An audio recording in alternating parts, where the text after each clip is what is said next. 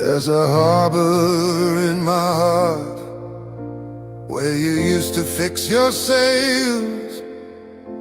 There was no berthing fee to pay, and there were no documents to sign. You used to just relax before figuring out what you needed to do, for the ocean is vast, yet wherever you went, the currents always lead back to you. Now there's a museum in town full of memories of you. Seems the council here have nothing better to do. They change room by room as the outer you grew. But when you switch off the lights, the inner you still glows. There's a harbor in my heart where you used to fix your sails. There was no berthing fee to pay, and there were no documents to sign. If the storms grow too long, why not set sail for me?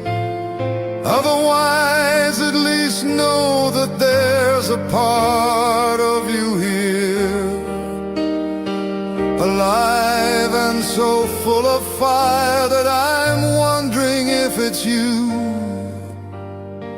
that's powering all of these lights. That I'm wondering if it could be you who is powering all these street lights. There's a harbor in my heart where you can come and fix your sails. There will be no berthing fee to pay.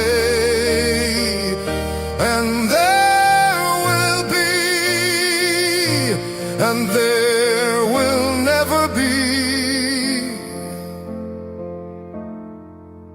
any documents to sign.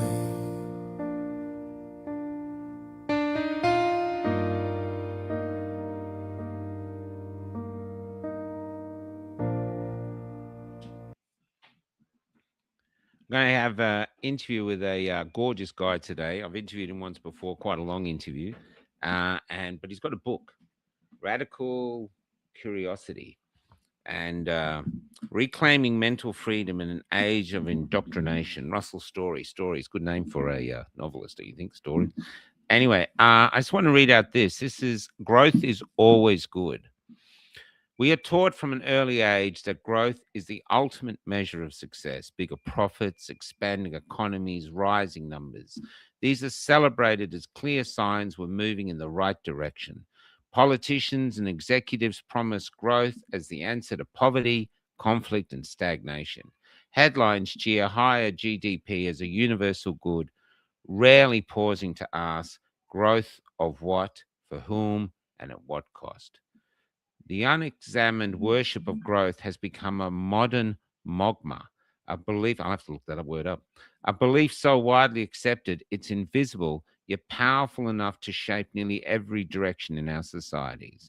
Growth can indeed bring progress. It can lift people from poverty, spark innovation, and improve living standards. But the myth begins when we forget that growth is only good if what is growing serves human and planetary well-being. Cancer grows, pollution grows, debt grows. When growth becomes the goal itself, detached from purpose, it starts to devour the very foundations of what it once promised to improve. This is in the Bad Book Company. I'm going to put the links in the show notes too. And we're going to have a chat to Russell Storey now. Okay, Russell, admit you changed your name to Try Sell Books, didn't you? I did indeed. Your second name is Side Bottom or something like that. There's no jokes aside. Yeah, man, it's great to meet you again. The last time I met you, I think was in a park, and we had a long talk. Before we get to the book, how have you been since then? That was about 2 years ago. What has the last 2 years been like for you? Oof. Well, I guess I'll start by saying thanks for having me on, Michael. It's great to see you again. It's a pleasure. And pleasure. The last 2 years, I don't know, a fever dream of some sort. It has rumbled on. The crazy has rumbled on, and I've found myself. The interview we did was probably the first time I'd spoken to anybody about how I really felt about what was going on. And the level of isolation in my life was kind of hard to put into words. It wasn't something I ever expected to experience. And I made the decision that we can get busy living or get busy dying, right? And we've got to get on and start looking towards the future and making some sort of semblance of what on earth we've lived through. But me being the kind of person that I am, the why question hovered just relentlessly in my mind around, how do we get here? Why is this happening? What's going on? And how have we got a country full of amazing people, and yet here we are? And so I soldiered on with my work, but being a breath worker during times of COVID has been a little tricky, with people being too terrified to be in the same room as each other, and then again having a different perspective on a lot of things to many people, and certainly many people that I grew up with and many people that I'm associated with. That the isolation, as I say, it messes with you. I'm not sure how you guys have found it, but I'm a relatively social being. I'm just sharing your Twitter thing because it's Twitter's changed. You used to go just live. Now you've got to tell them it's live. Press OK. And so look, to be honest, isolation is really strange. I think I was telling you we were at that party the other day, or that dinner party at Yvonne's and Gustav's, and you can actually get very lonely town to town, where everyone's just looking at the bus like fear. No one comes forward, and there's just this uncomfortable silence everywhere. And it's, I think that's the joy of having each other, is our closeness comes from the fact that we can feel it around us, that often we're unwanted. And then out of the blue, it'll become one of our tribe, and it's like hugs, and it's like, oh my God. I was sharing my book with some new friends just last Sunday. It was a leaving party for a couple that I've got to meet through this, and met some other freedom people. And it's it's like, I don't know, it's almost like coming up for oxygen or something like that when you discover someone you can speak freely to, and you don't have to worry about tripping over a cultural landmine that's going to get you excommunicated from wherever you are, and from friendships and relationships. And that's probably been the hardest thing for me, Michael. I moved home. I remember sharing with you, I lived in Scotland for nearly 20 years. Moving home in 2019, and big part of that plan was reconnecting with so many people that I love and care about and wanted to spend more time with. And I couldn't have ever imagined something like this happening, where this big sort of roller door has just been pulled down and in between us. And I've had some very sad situations, people, not just as we've spoken about, people being sick and dying and all those kinds of things, but just from a friendship level, and people that I thought I knew quite well and that I thought knew me. And so that was part of kind of wrestling through what's actually gone on and how we've ended up here, because I think, like all good questions, we apply it to ourselves in the first instance. And I often thought, had I not been through a set of personal circumstances that led me to where I am, would I have made a different decision? If I'd been in a different set of circumstances in my life, if I'd been responsible for kids, or I might not have had the real possibility to sort of say, listen, no, thank you. And and I know a lot of people have found themselves, really hamstrung by the system that's been built up around us. Yes. And but I know a lot of people, like as you say, there's kind of this uneasy silence in the country at the moment because it's getting Yeah. so ridiculous and so preposterous, and the fakeness of everything is just becoming increasingly apparent. And yet I'm not quite sure how we kind of lead people, through to the other side. And so that was really the foundational idea for the book was, people aren't stupid, they've been lied to. No, And they're not stupid. that's a very different thing, and Yeah. they've been structurally lied to as well. And a lot of these lies Yeah. started before we were even born. And so we haven't Yeah, really that's right. stood a chance, and it's only when we do that, and again, part of the research of the book was kind of looking back over, history, Australian history, these kinds of things, and you start to see Yeah. where some of these pivotal decisions have, seem innocuous at the time, but take us down a 20, 30-year path, and Yeah, suddenly we feel ourselves, corralled into a corner, and people that aren't even in this country making decisions about our day-to-day lives. It's crazy, it's well, we're absolutely seeing crazy. it now with the fuel. I mean, Yeah. I think most of us have been hanging. We can feel like we've been here before when they were Mm. first talking about COVID, and we're Yeah. thinking, is this just going to blow over? Is Trump going to, say, oh, it's all fine? Apparently the strait is open now, and I'm Yes. just getting I'm just getting your link up, and you're just wondering if it's the same, and it feels the same. Yeah. It Yeah. feels like there is a different agenda here than this, Yes. and the fuel's Well, going up. someone very Yeah. wise once said to me, Michael, trust is very easy to lose, and much harder to rebuild.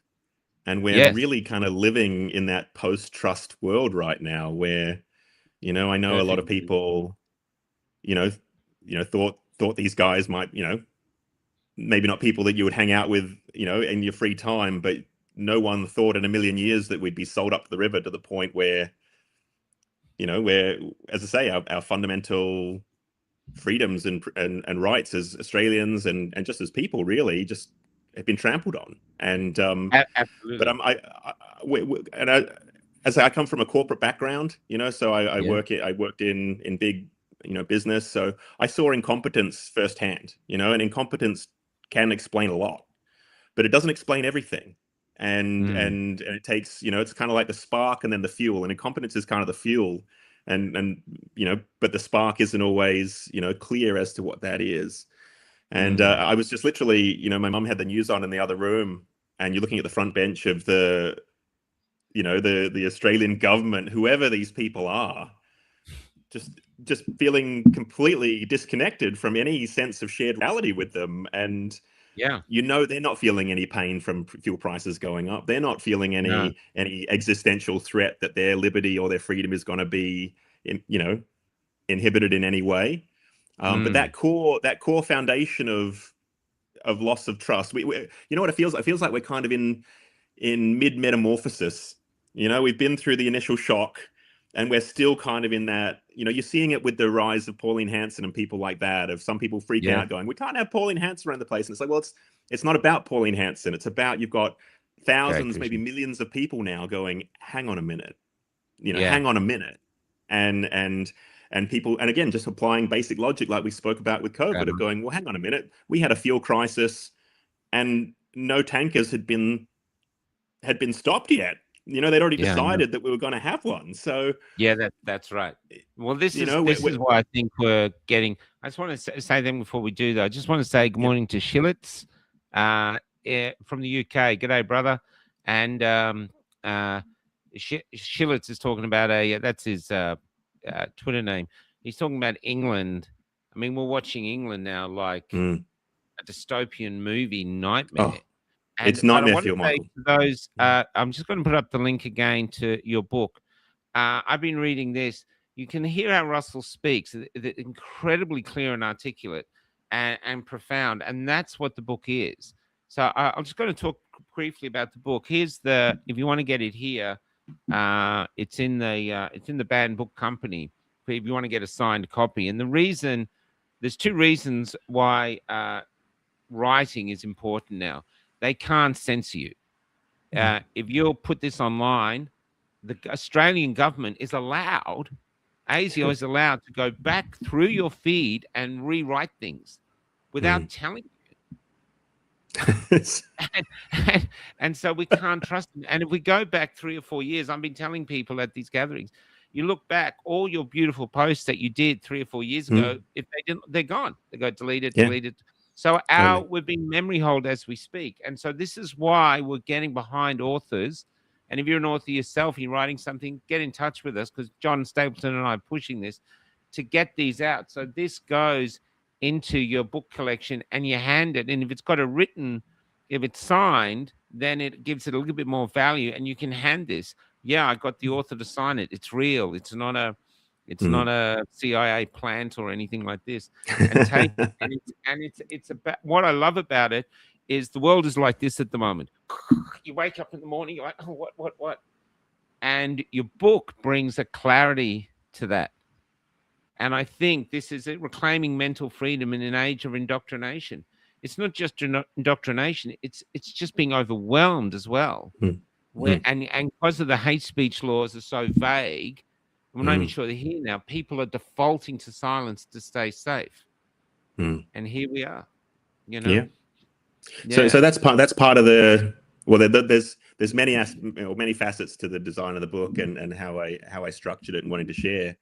But really, for me, the one of the deeper intents is to give people confidence to be able to be pushing back on what they've been told. Because one of the challenges we're in the university age in many ways. You know what I mean? We're all funneled into university, and as anyone who's at, on the other side of that knows that, a lot of this stuff isn't really based in reality. It's based in academic theory, and we've got the high priests who are the professors and these people who get to dictate to us what's true and what's not.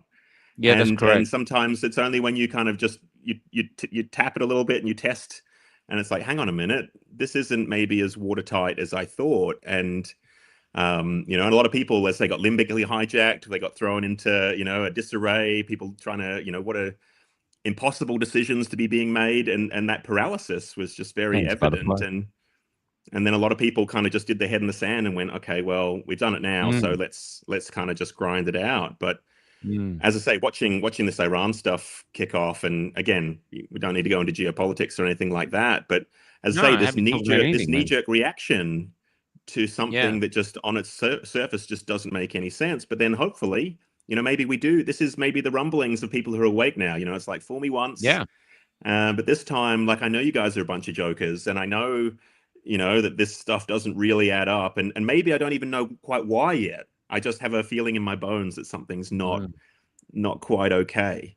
And and I know in times in my own life where I've been able to, or needed to stand in the truth, having that has been a huge resource for me to be like, no, hang on a minute, I do know what I'm talking about, and maybe I don't have all the answers and I'm not an expert on the subject, but I have common sense and I can apply that with the right information. And the second part was around linking that historically and giving people, the reminder that this isn't our first rodeo as a species. The human race has been through a hell of a lot in the time we've been on the planet, and that's right. And so much of technology has kind of short circuited that. One of my the chapter I spoke about at the launch is called "We Know More Than Our Ancestors," and this idea that just because we have technology, suddenly we're smart, and we know more than what a generation in the build up to the First World War, or what it was like living in the American Revolution or something like that. Humanity has been through incredibly tumultuous times before, and the biggest sin we can make is to not remember. It's like, lest we forget, right? That's something that stayed with me these last 5 years. Lest we forget. And really understanding what that sentence means. And we forgot.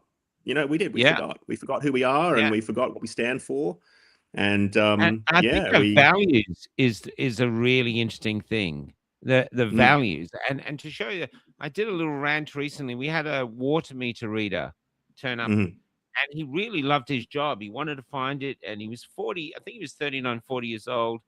And this is just, this isn't a professor's job. This isn't a doctor. This is a water reader. And anyway, he spent ages finding it. Then he wanted to talk. He's a lovely young guy, and I can't believe I'm saying that someone 40 is young, but I'm old now, so I'm allowed. And what he said was he and his wife are just in survival mode. Yeah. She works, he works, and they've got a 2-year-old. His Yeah. hope is to buy a house, but it basically is very little chance that he can. But if he does, the only way he can is not to have any other children, and she wants a child. Yeah. And I said to him, I said, well, you have to decide when you're older what you would prefer to have done. Spent your life paying off, bricked off air, or having a family. Yeah. And because you can't have both. But then I told him that when I came here in 1970, my father, working one job as a factory worker, paid off a mortgage in Glenelg, which was just near the beach, had a car, and we never wanted for anything. We went on holidays. Every long weekend we were off. A few weeks a year we were off. And Mum stayed at home and brought up the family. And now Albanese is going, oh, that time. They want to go back to that time. You feel like saying, yeah, well, what was wrong with that time? I mean, every car in the street, basically, we made. The clothes we wore, we made. The fridges, the TVs we watched, we made. So we made everything. We were thoroughly independent. And life was gentle. And in our memory, I know memory can take off the sharp edges, but basically, we were very different. We're now, with all our technology and everything, we're basically sitting on this gold mine of all these vast minerals, and we're beginning to starve on the top of it through total mismanagement. And to me now, surely Australian people can see that our politicians are not fit for purpose. It's no use voting; they're just not fit for purpose. No, Well, I guess it points to. And again, if I may, bring it back to the idea behind writing a book, it's kind of teasing these conversations out, because some of them are pretty uncomfortable as to what's actually happened. And because for me, the fabric of our society has been torn, and the social contract has been breached. And, absolutely. We had a situation here, Michael, last year with our glorious state government here who seized power with both hands and have no intention of giving it back. They were running out of ballots at polling booths down in Fremantle. Wow. It's like, how is that happening in Australia? Like, how is that happening? How are we here? And then I read yesterday, and it was, they had an inquiry, and it was local mismanagement, and the usual. And it's like, these aren't even serious people anymore, because, that was the deal. Australians worked hard, we sacrificed for our families. But there was an implicit guarantee in doing that there would be a reward for doing so. And then that would inspire other people to pick up, a heavy weight and carry it themselves. But I can remember even when I was turning 20 around the turn of the century, the writing was pretty much on the wall there. That's why I ended up in banking, because to get any serious job that was going to, match my skill set, it was like, well, I've got to go into this dark world of corporate and find out what it's all about, because, but we're now in a situation where I don't know if the connect between the government and the people is bridgeable at this point. No, I don't think so. It's almost like, look, let's break down the Australian government to a relationship. Say we were in a relationship, and you betrayed me, went around and slept with a load of people, and I found out, or you gambled my money, or something else like that. The breach of trust would be so big. I might forgive you one, but when it kept going, I'm not going to forgive you anymore. I can't get back to being unified, because I'll never trust you. Earl, I just want to say your books, was going to send you something. Your book's on its way, mate. We'll send you a tracking thing soon. Earl's in Texas. He won the first quiz show. But that's it. And the government now has betrayed us. We just don't trust them. No. We don't trust anything. And Albanese just keeps... Like, the other thing that mystifies me is they go, he's a puppet. Well, they really choose their puppets badly. Yeah. Because this guy acts like a puppet in like a Punch and Judy show. I mean, he's just... when he was in the... what was it? With the Muslims the other day in the... mosque. Sorry, I can't remember the name. He was in the mosque. I mean, you just can't make this stuff up. It's like watching a sitcom. There he is, terrified, and yet these are the people he wouldn't mention after the Bondi shooting. I'm not Yes, saying that they wouldn't consider and us. he's actively encouraged to move into our country. But Yeah, that's right. if you run with it further, Michael, because again, it's kind of teasing out the line between what's a rational explanation, what's the zeitgeist, what's unfolding collectively, all these kinds of things. I remember watching there's a 21-year-old senator from South Australia who got in on the third wave of votes that they got in. And I remember saying to a friend, I was like, how many levels of system failure have had to happen for a 21-year-old to be thinking that he could be a senator? Yeah. And who's been encouraging them and who's been supporting them, and what actual mechanisms are in place where we can see someone on a TikTok walking in with a coffee going, "Hey everyone, I'm a senator." And by very definition, a senator is a supervisory role. It's an oversight. It's there to provide, balance through experience. And here we are with this kind of revolutionary push through, and again, some of it's the climate alarmism, all these kinds of things that have motivated these young kids. But we've kind of got a system that's wobbling at the seams because the fundamental principles are just completely disregarded and disrespected. Yeah. And again, once you throw in there's other countries putting fingers on scales and all sorts of things going on around the world at the moment. So we don't even really know what's real. We don't even really know what's real. Look at, not only are we here now, about to run out of fuel, with there's already $3 a liter. It was we paid $60 just for a quarter of a tank on the bus last night, so we're running out of that. But basically, with all the mineral wealth going now, the people are coming out saying, it's all been signed away.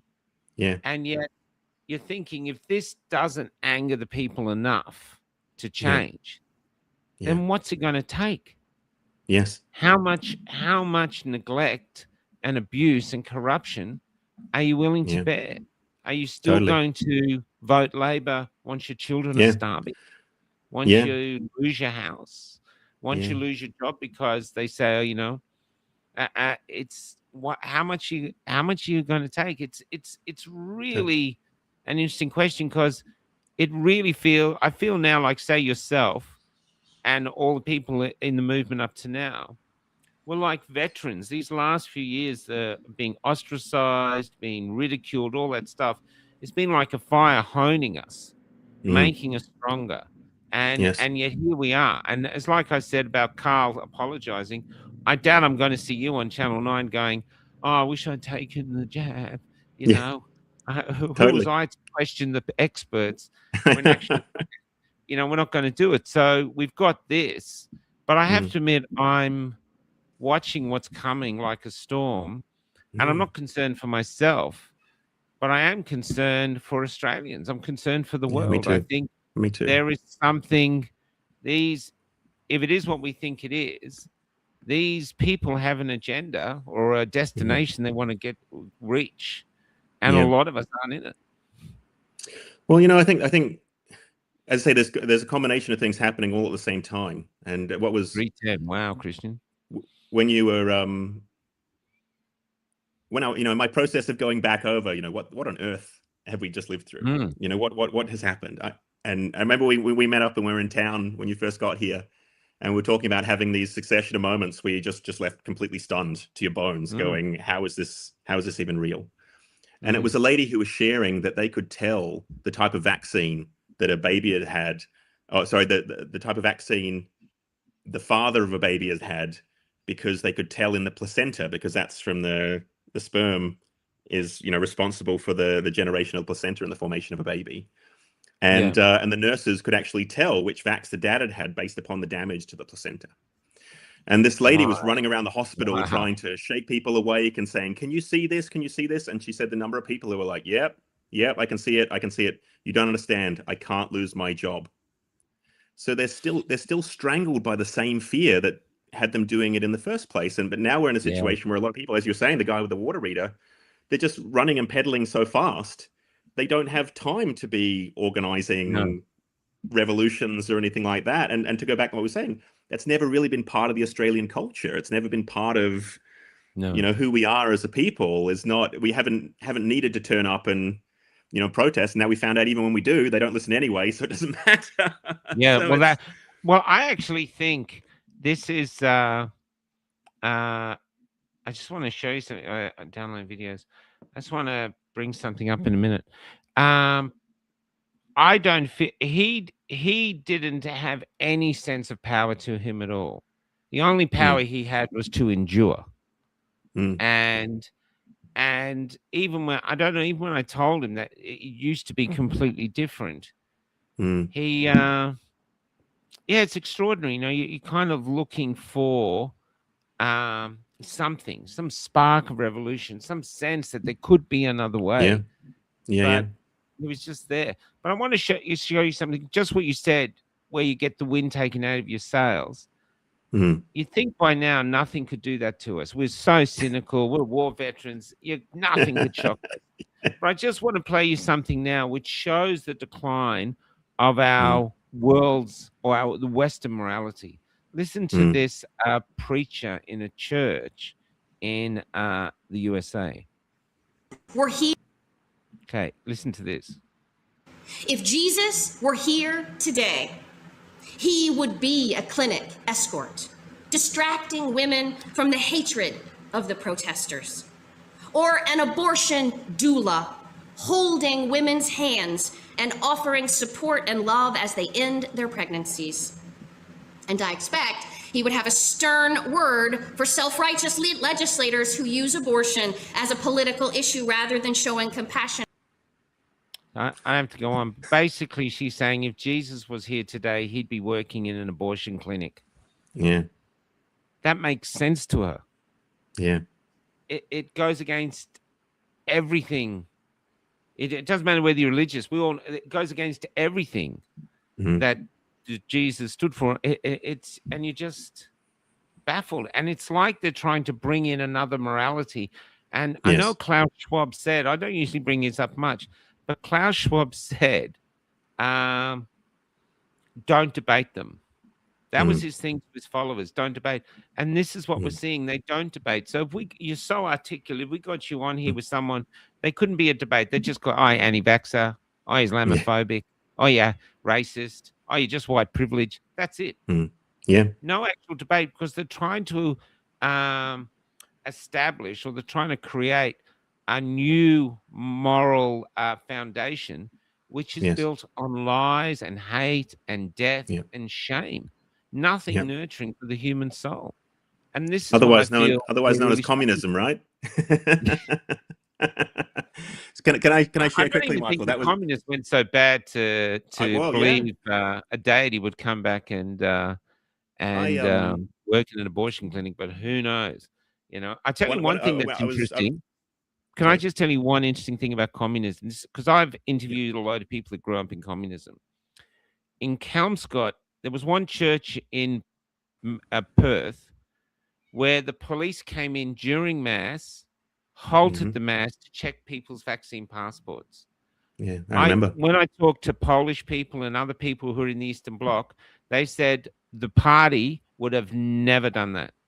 They might have got you when you came out of church, but they would have never interrupted a church.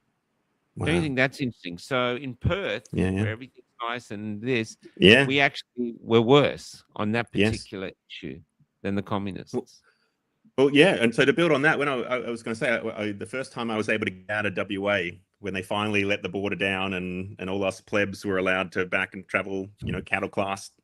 And I went over to the UK. I had two friends, Michael, two separate friends in two different countries telling me they were looking forward to communism arriving.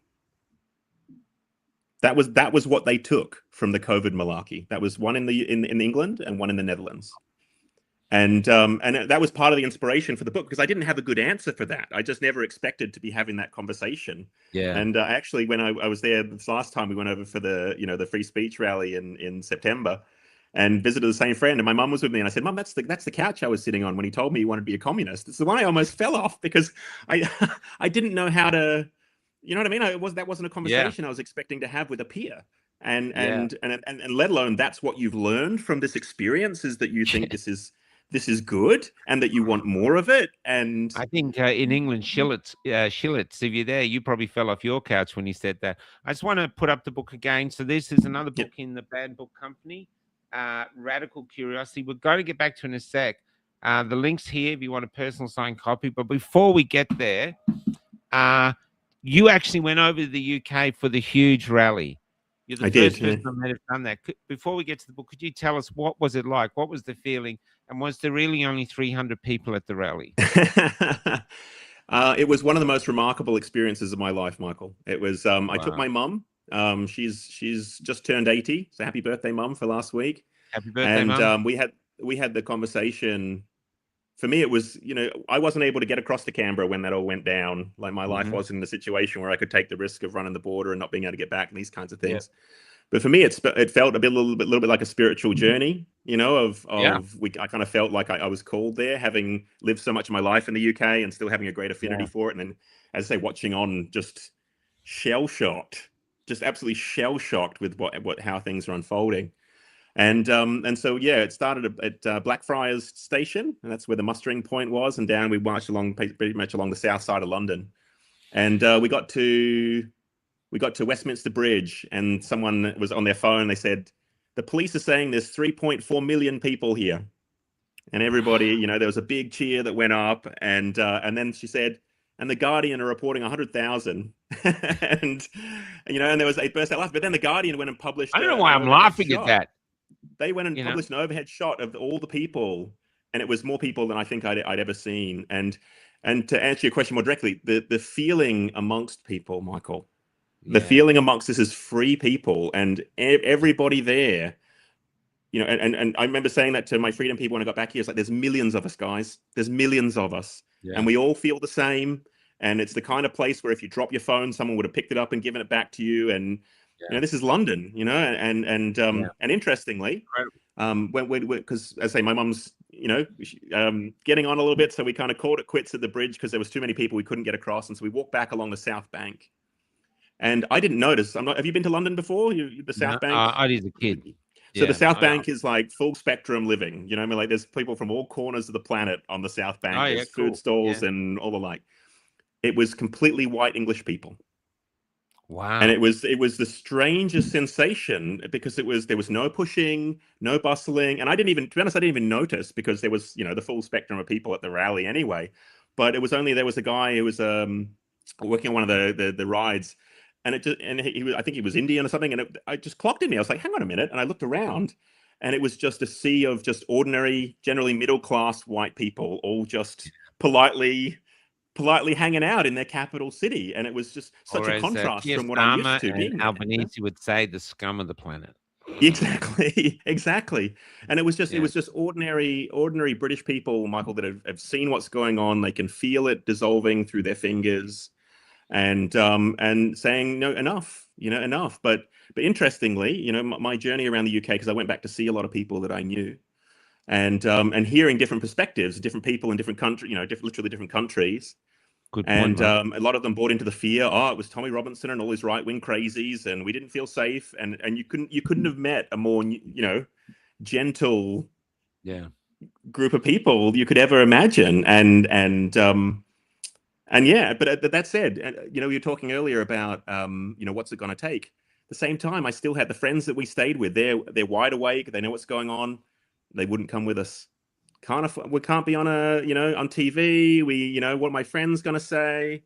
And so there's still this fear of actually standing up and to be real, right? That fear's warranted. I remember you talking about it the other night. It's like, how do you get people into the freedom movement? Yep, you're going to lose everything. You're going to lose all your friends, everything you've worked for. The future's uncertain, but we're free. No, I used to say, what was the thing? I used to say that at the Melbourne rally early on. People used to be going, why don't they wake up? Why don't they wake up? And I go, well, to be honest, our sales pitch is lose your house, lose your family, lose your friends, lose your car, maybe lose your job, get a piece of cardboard, write freedom on it, come down and get pepper sprayed. And they're like, totally. Good luck, where do I sign? It's And but, so, I think what we're saying though, like you were talking about being veterans of this, my deep fear is this is coming for everybody. We're just the ones that jumped off the cliff first. No, that's what I mean? right. We're the ones that jump first. And let's say I'm 45 now, Michael. I don't have anything in my life that I would conventionally expected it to be like. I had no idea that 6 years ago when my brother-in-law said, what do you think about this COVID thing? And I was like, it sounds like a pile of nonsense to me, that it would have fundamentally rewired the entire world. Like that was just beyond my I think I Yeah. shared with you, when I used to work in banking, I used to get the stuff that the senior guys didn't want to do landed on my desk as exec assistant. I saw a pandemic plan stuff back in 2011, 2012, and it all sounded Wow. like nonsense then. It sounded Yeah. crazy then. It's like you can't lock down. Like, we couldn't have just locked down our own business area, let alone try and lock down a city, let alone a county or a country or the world. Yeah. And so for the first part of this, I was just like, this is madness. This is just absolute Yeah. madness. It's going to fall apart under its own lack of logic and impossible, attainment. You just can't do this, and which we learned, right? You can't, and they didn't. All they did was kill millions of people. That's pretty Yeah. much, and destroy many more lives, and put in jeopardy the future of humanity. It's pretty dark. When you Yeah, it is. when you really We've been waiting 6 years for the next, and we've been thinking it's another virus. They did monkeypox, they did a sloth virus that just never got off the ground, and they did all these things. I had a young person tell me the other day, goes, no one talks about it, no one cares. But now they're here with this, and now they're talking lockdowns, and we're staying at home, and $40 worth of fuel. Shillet's here from the UK. Rationing plans have been suggested to be put in place, already limiting fuel to £30 a day. So maybe that's like $50, $60. $40 here for us is not even a quarter a tank of fuel.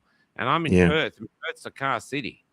It is. You need a car to get around. It's so spread out. The shops even have parking in front of them. You just drive in, get your thing, drive out. The whole thing is, so it's going to be incredibly interesting to see what happens when. Do you think also, Michael, it's interesting watching the tentacles of this all kind of come together? Because just as you were saying that about, $30 a day, this jumps us straight into digital ID, because the obvious question is, well, how do they know?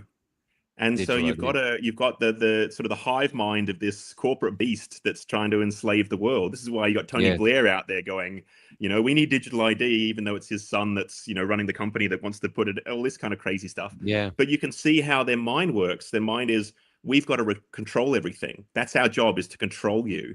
And that's your classic left versus right in politics, and it's obviously a little bit blurry these last 30 years. But essentially, the conservatives or the libs or whatever are, you go, you do you, and play by the rules, and we hope you succeed, and we'll compete with you on all these kinds of things. Whereas the left is more, well, it's our job to think of the collective. And so the pathway into this has been through kindness and people thinking that they're doing the right thing and thinking that they're being compassionate to a boatload of hard done by refugees that are. And now we've got the UK, where they've got no-go zones around their cities, because you've got all these military-age men that have just been imported and are just hanging around, harassing young girls. Not just hanging around. We have there's some politician came out the other day, claimed 1 million women have been raped by Pakistani rape gangs. 1 million. That wouldn't surprise me. Yeah, it wouldn't surprise me. 1 million. That's like more than all of Tasmania. It's like everyone, and no one says anything. And then the politicians get together and they don't want a. They don't want to vote. They don't want an investigation. And they can't say anything either, right? Because the admission actually pulls out the cornerstone of the foundation of their whole worldview and their whole structure. Yeah, that's right. Well, this person's, they're still a person too. It's like, yes, but they believe something fundamentally different to you. And a lot of them don't like you, as hard as that is for people to hear. There are cultures out there that don't approve of our lifestyle. They don't like us. And so there's a growing up almost, this growing up through this of, we just can't be nice to everybody because, well, one, it's not our responsibility, but two, often we end up paying the price in the long run because, we're in our own, like Albo found out last week, you're in your own country being disrespected. And like, I don't know about how you thought about that, Michael. Because I had to do an Uber recently twice to go to this thing because we just thought it might be cheaper than the bus, and parking the bus would be a pain. And I brought it up with both of them. Both of them were Muslims, but they're moderate Muslims. And one of them actually said to me, that was a disgrace. He was a guest, and it goes against Islam. If you have a guest, even if it's an enemy, if you have a guest, you treat them as a guest. So I'm not anti-Muslim at all. I think we're being pushed. It's very easy. Like if, say, we went to a march somewhere, there'd be a load of people marching, and then maybe you do have the Nazi boys at the front, or you do have these other people, just a small handful causing a ruckus. They're the ones that get filmed, and that stains the whole crowd. Where in actual fact, the whole crowd, like you said, is just this. And the majority, this will get me in a lot of trouble, but I actually believe the majority of Jews, the majority of Muslims, the majority of Africans, and not all of them, but the majority just want to live a peaceful life. They just want to get on. But there is all the ideologies, all the wars, everything that's ever caused humans misery, I think comes from the top down. There's money to be made from war. There's control to be done by keeping us divided. The media loves pushing division because we're easier to control. Where in actual fact, the ones we got to fight aren't our brothers and sisters who might have a belief in a different God, but it's whoever's bringing this down.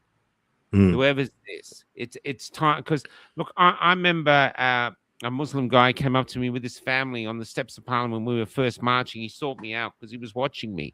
And he said, and what did he say to me? He said, I want to tell you something. We're going into a future where you have a choice. You can live on your knees or die on your feet. And that's it. And he was in the freedom movement from there. I had another Muslim woman in the whole regalia, the hijab and everything, came up to me in Adelaide while we were protesting outside a vaccination clinic with this huge sign of vax injuries. And she came up to talk to me, and she said, you know what? I'm not allowed to hug anyone. I'm not allowed to hug a man, but I'm hugging you. So there's and it was a beautiful moment, but she was so happy to be there. So I sometimes feel like in reality, we're pawns. And we are pawns. We're not really going to know what the king and queen or whoever is above us, what's actually happening. I hear all these theories, but everything is sort of theories. And I'm still to truly understand what's going on. The only thing I can understand is that either the rich have got so rich that they want the planet for themselves.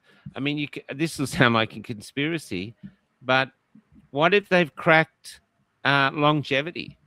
There was 20 years ago, there was all these experts working on making mice live longer, and they cracked it. They were making mice live 2 or 3 times their normal lifespan. And then a Russian oligarch bought all the scientists. You never hear it anymore. What if there is a small group of really extraordinary rich humans who've cracked it? I don't know. Maybe they've decided they're going to redesign the planet.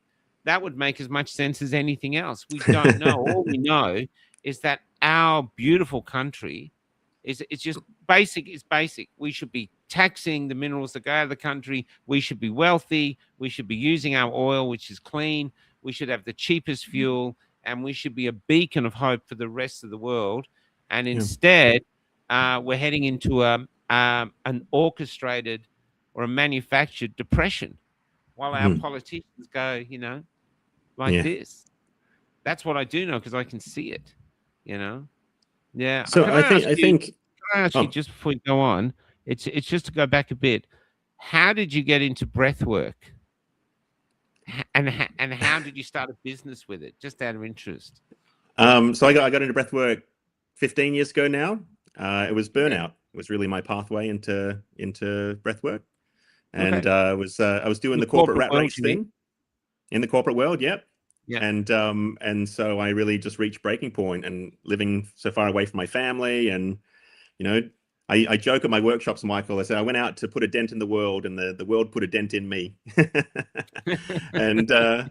And so, yeah, it was a moment of real desperation and surrender, and falling back, falling into something that I had no idea what it was. But I ended up kind of moonlighting. I used to work in, with the suit and tie during the day and board meetings and those kinds of things. And then the evenings I would, see clients and help people to very, very different worlds. But it opened me up spiritually. It opened me up to, there's more than this, and because I've experienced it, and the people that I work with experience it all the time.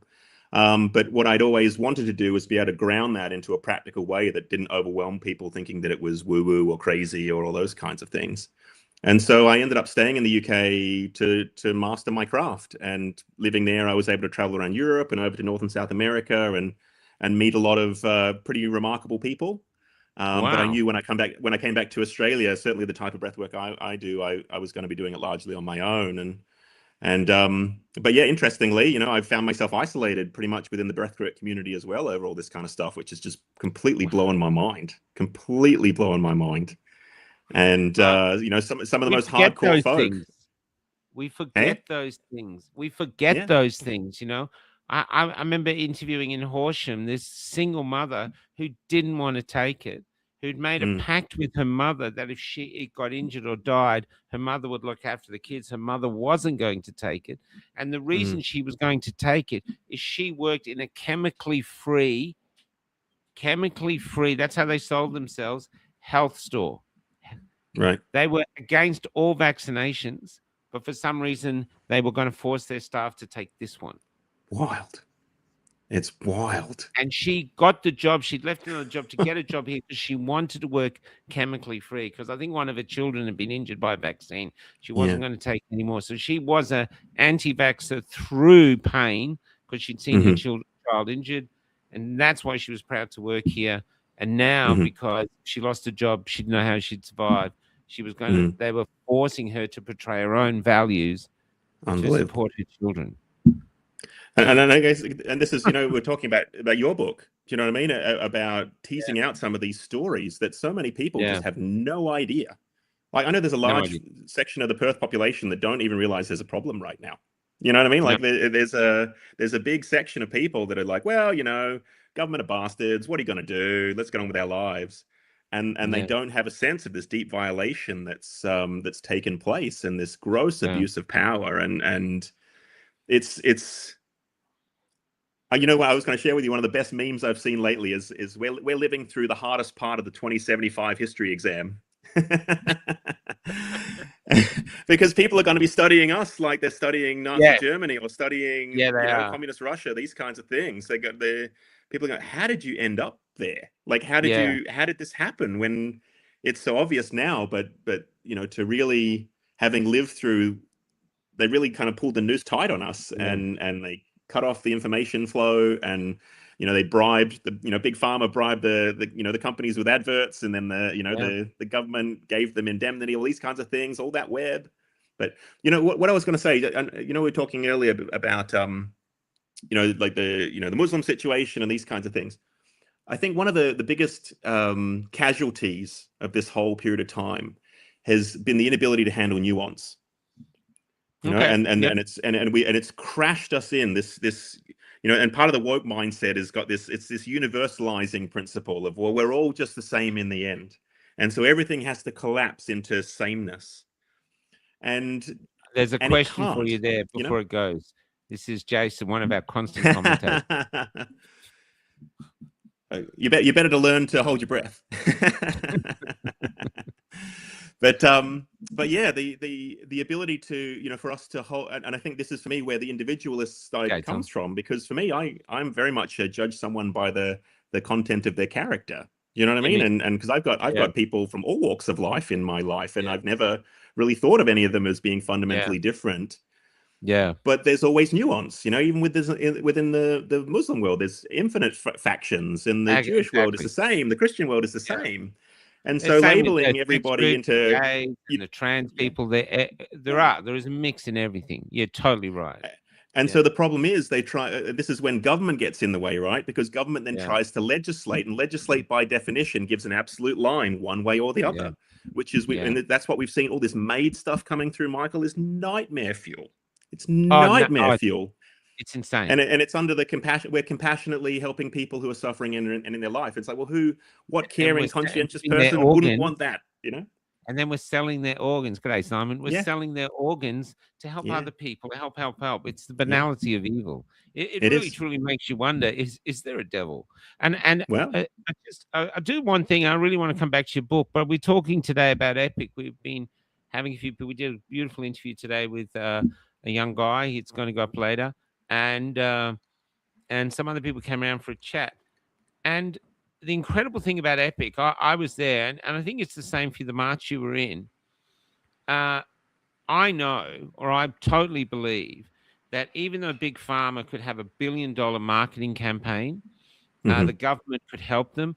MSN, every reporter in Australia could back it. even if they put all that energy into trying to get people to come to Canberra from all over Australia to cross closed borders, they would never get 1 million people to come to Canberra to get the booster, ever. They came there for freedom, but they were called there. I was on the gate. I was there. People were saying, I had to come. I had a calling. I had to come. And it makes me think, what if there is a God? So God said, come to Canberra, and we came. But as I was saying, the other side, government, big farmers, they couldn't achieve it. No. And yet there was nothing. There was no Instagram posts. There was no this. There was just this feeling. And so there's great hope in the world. Really, I really feel that there's a darkness and a light. And at the moment, the darkness is here and the light's fighting back. And the darkness is now coming in for another attack. And people have got to say, well, what sort of world do you want to live in? Do you want to live in one that's conducive to the human soul? And the only way you're going to do that is to stand your ground, or you're going to try hold on to your little crumbling patch of dirt and head into the darkness, and it's going to be dark. So one of the ways I survived lockdown and being kicked out of society and all those kinds of things, and which points towards the book, is I ended up learning astrology. And astrology for me was as far away from, breathwork as breathwork was to banking, if that makes sense. It was another big leap out into the unknown. And it was through a set of circumstances that I was forced to open my mind. And so I included it in the book as almost a challenge towards the end of people to say, well, how comfortable I am just dancing with ideas that I maybe don't fully believe in or understand or whatever. But if I may, from an astrological perspective, Saturn, the planet Saturn with the ring, that represents the three-dimensional reality. And Saturn in astrology is known as the old devil, Saturn, Satan. Yeah. Wow. Okay. And so it's this idea of, and what we're seeing, you talk about the longevity, is people are actually enslaving themselves, because on one level we are enslaved to this three-dimensional reality. And we go through we're born, we grow up, it sucks, becoming an adult, and then we die, we go through the cycle of life. And what we did with COVID was we put all our chips on the material side of things.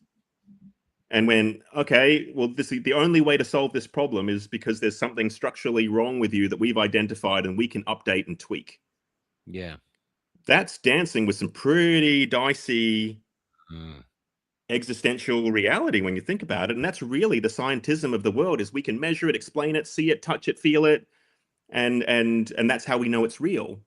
Whereas this has forced a lot of us. And so again, astrologically speaking, the nebulous of all life is the sun. It's the light of ourselves. Yeah.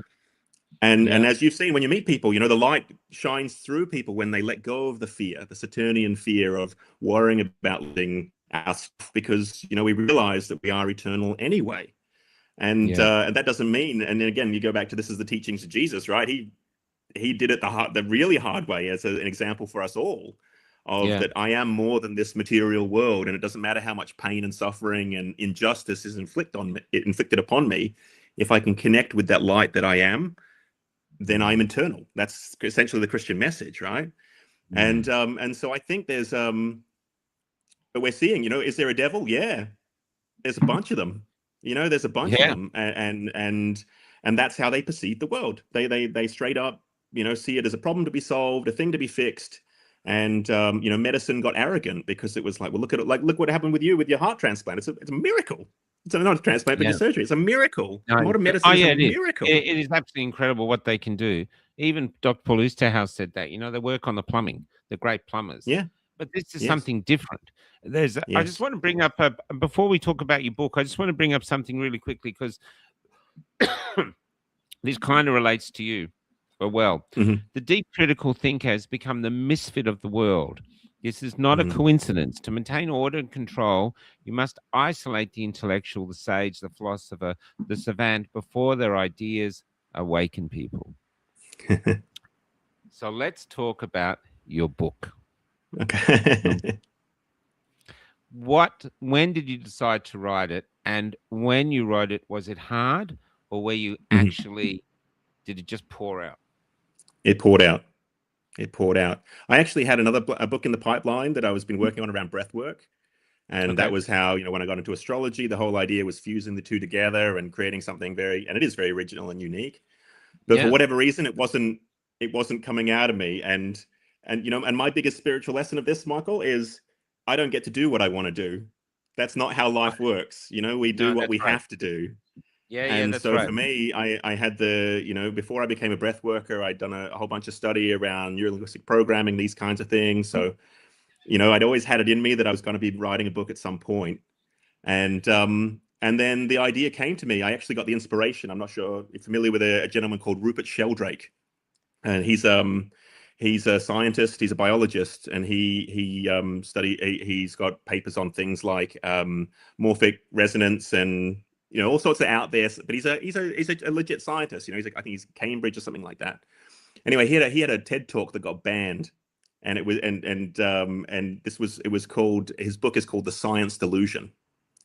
And what he did was he went and explored these fundamental tenets of science, and lo and behold found that the things that were held as absolute fact were maybe a little bit more fragile than. And then when he poked the bear, because he started asking questions like,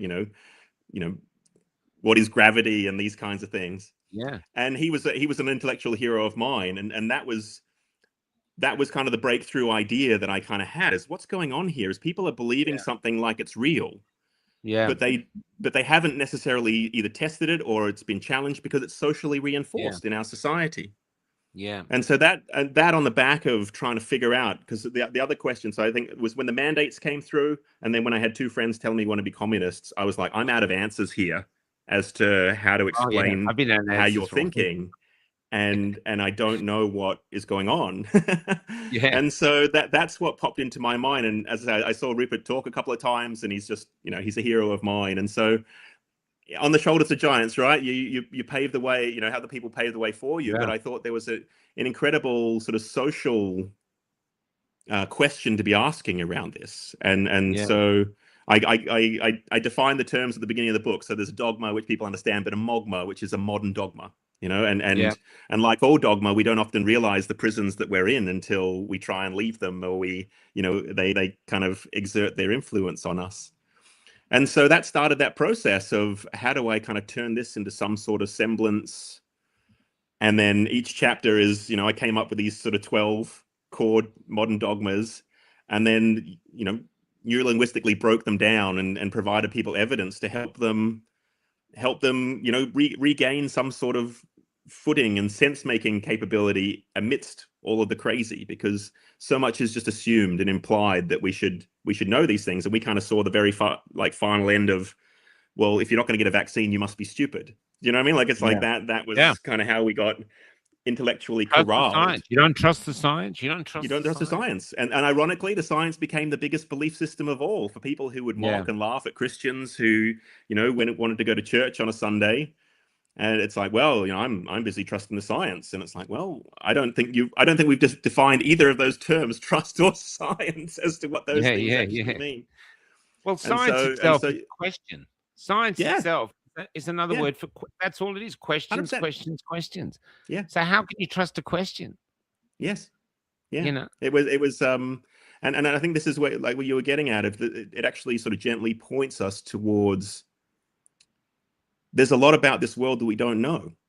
And so much of the comfort that we lived in prior to all this mess was the comfort of certainty that we did know how things worked, and that we did know how things operated. And certainly for me, as I say, if I was a betting person when this all kicked off, I would have been, there's no way this is going anywhere. This is ridiculous. And then to see an entire society succumb to the, and it just never occurred to me. I remember people talking about it as a kid about, your freedom is the most precious thing.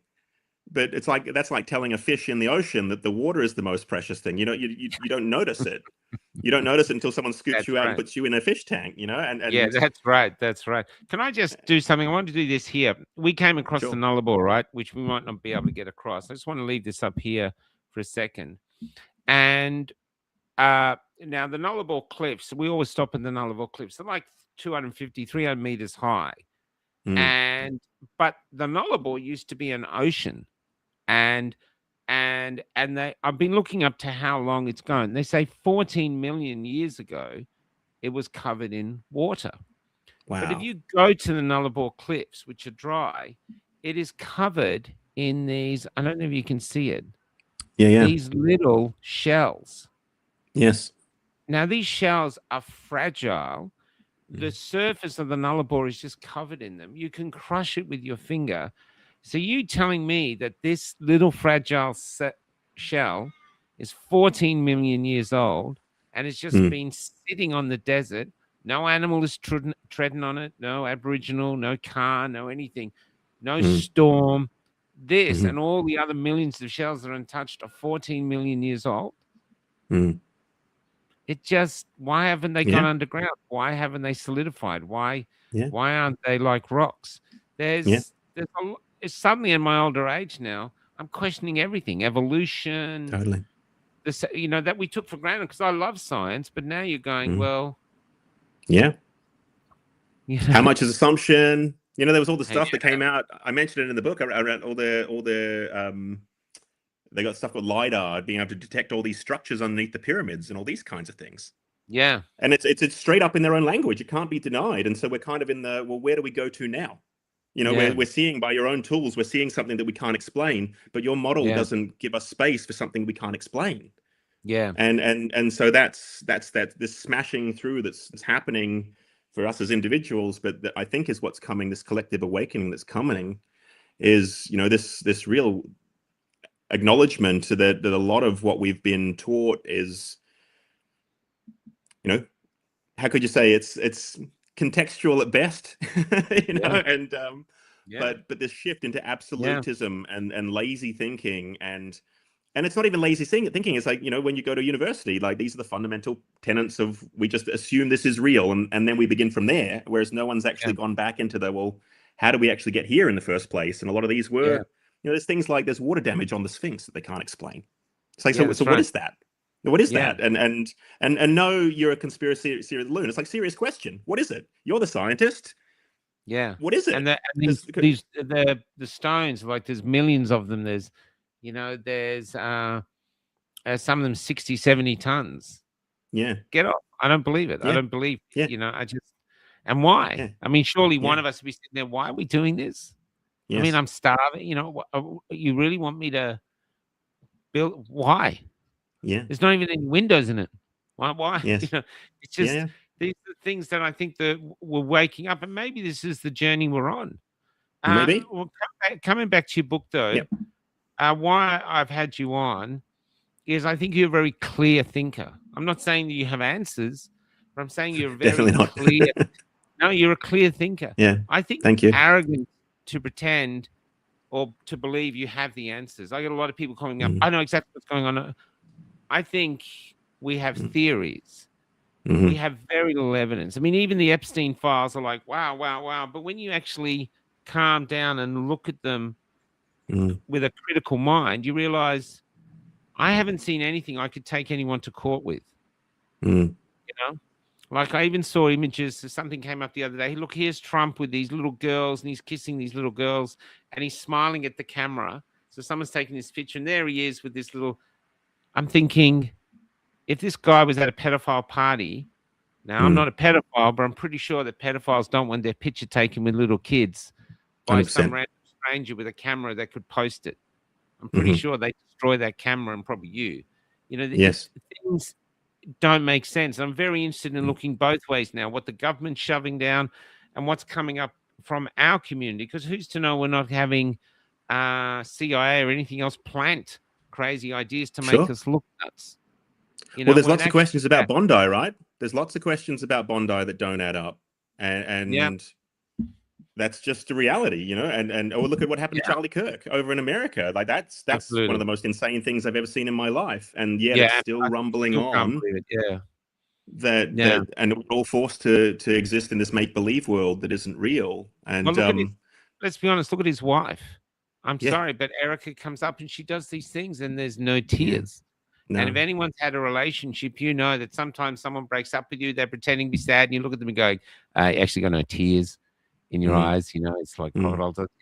So here's someone who's watched her husband being shot, and she's just doing this. It's almost like bad amateur theater acting. Yeah. That she's like, you're thinking, really? And there's all these strange question. It's like the whole world is theater. I feel like I'm stuck in a Netflix episode, you Yeah. know, and they go, okay, it's getting bored now. Okay, let's have a Iran war and we'll have a fuel crisis. Let's have Yes. a pandemic. Let's have this. Let's have 9/11. It's like one Hmm. crazy thing after another, you know? Yeah. Well, Yeah. I touch upon it, and without giving away the ending of my book. I touch upon it in the epilogue, and again, it's some of it's from my own personal experience. But I was in the UK in 2016 when Brexit came through, Okay. and I had no idea about it. I thought I did, you know. I was, as I say, I thought I understood the world until something presents itself that you don't understand, Yeah. and then Trump got in shortly after that. And so the media was just in free fall at that point. They were in free fall because they couldn't they could neither understand nor explain what they'd seen. Yeah. And I experienced this increasing hysteria, and for me was like I kind of that was kind of, I joke with people, that was kind of like that kicked me out of the matrix when that happened, because I was like, I'm clearly wrong about a bunch of things. You know, a couple of my core assumptions about how things are just not true, but I don't really know what they are. And so that That's got me onto. very brave I remember thing watching to Tommy admit. Robinson's talk, and he did a talk at the Student Union. Yeah. And I remember sitting in my room in Edinburgh and watching this talk and being like, oh my goodness, nobody that I know knows this. You know, like he's telling the truth. And he was mocked and belittled. He was on Jeremy Paxman, just called him, you know, all the names under the sun. But he was speaking a truth that was more horrible than anyone could actually wrap their heads around, and certainly didn't know how to deal with.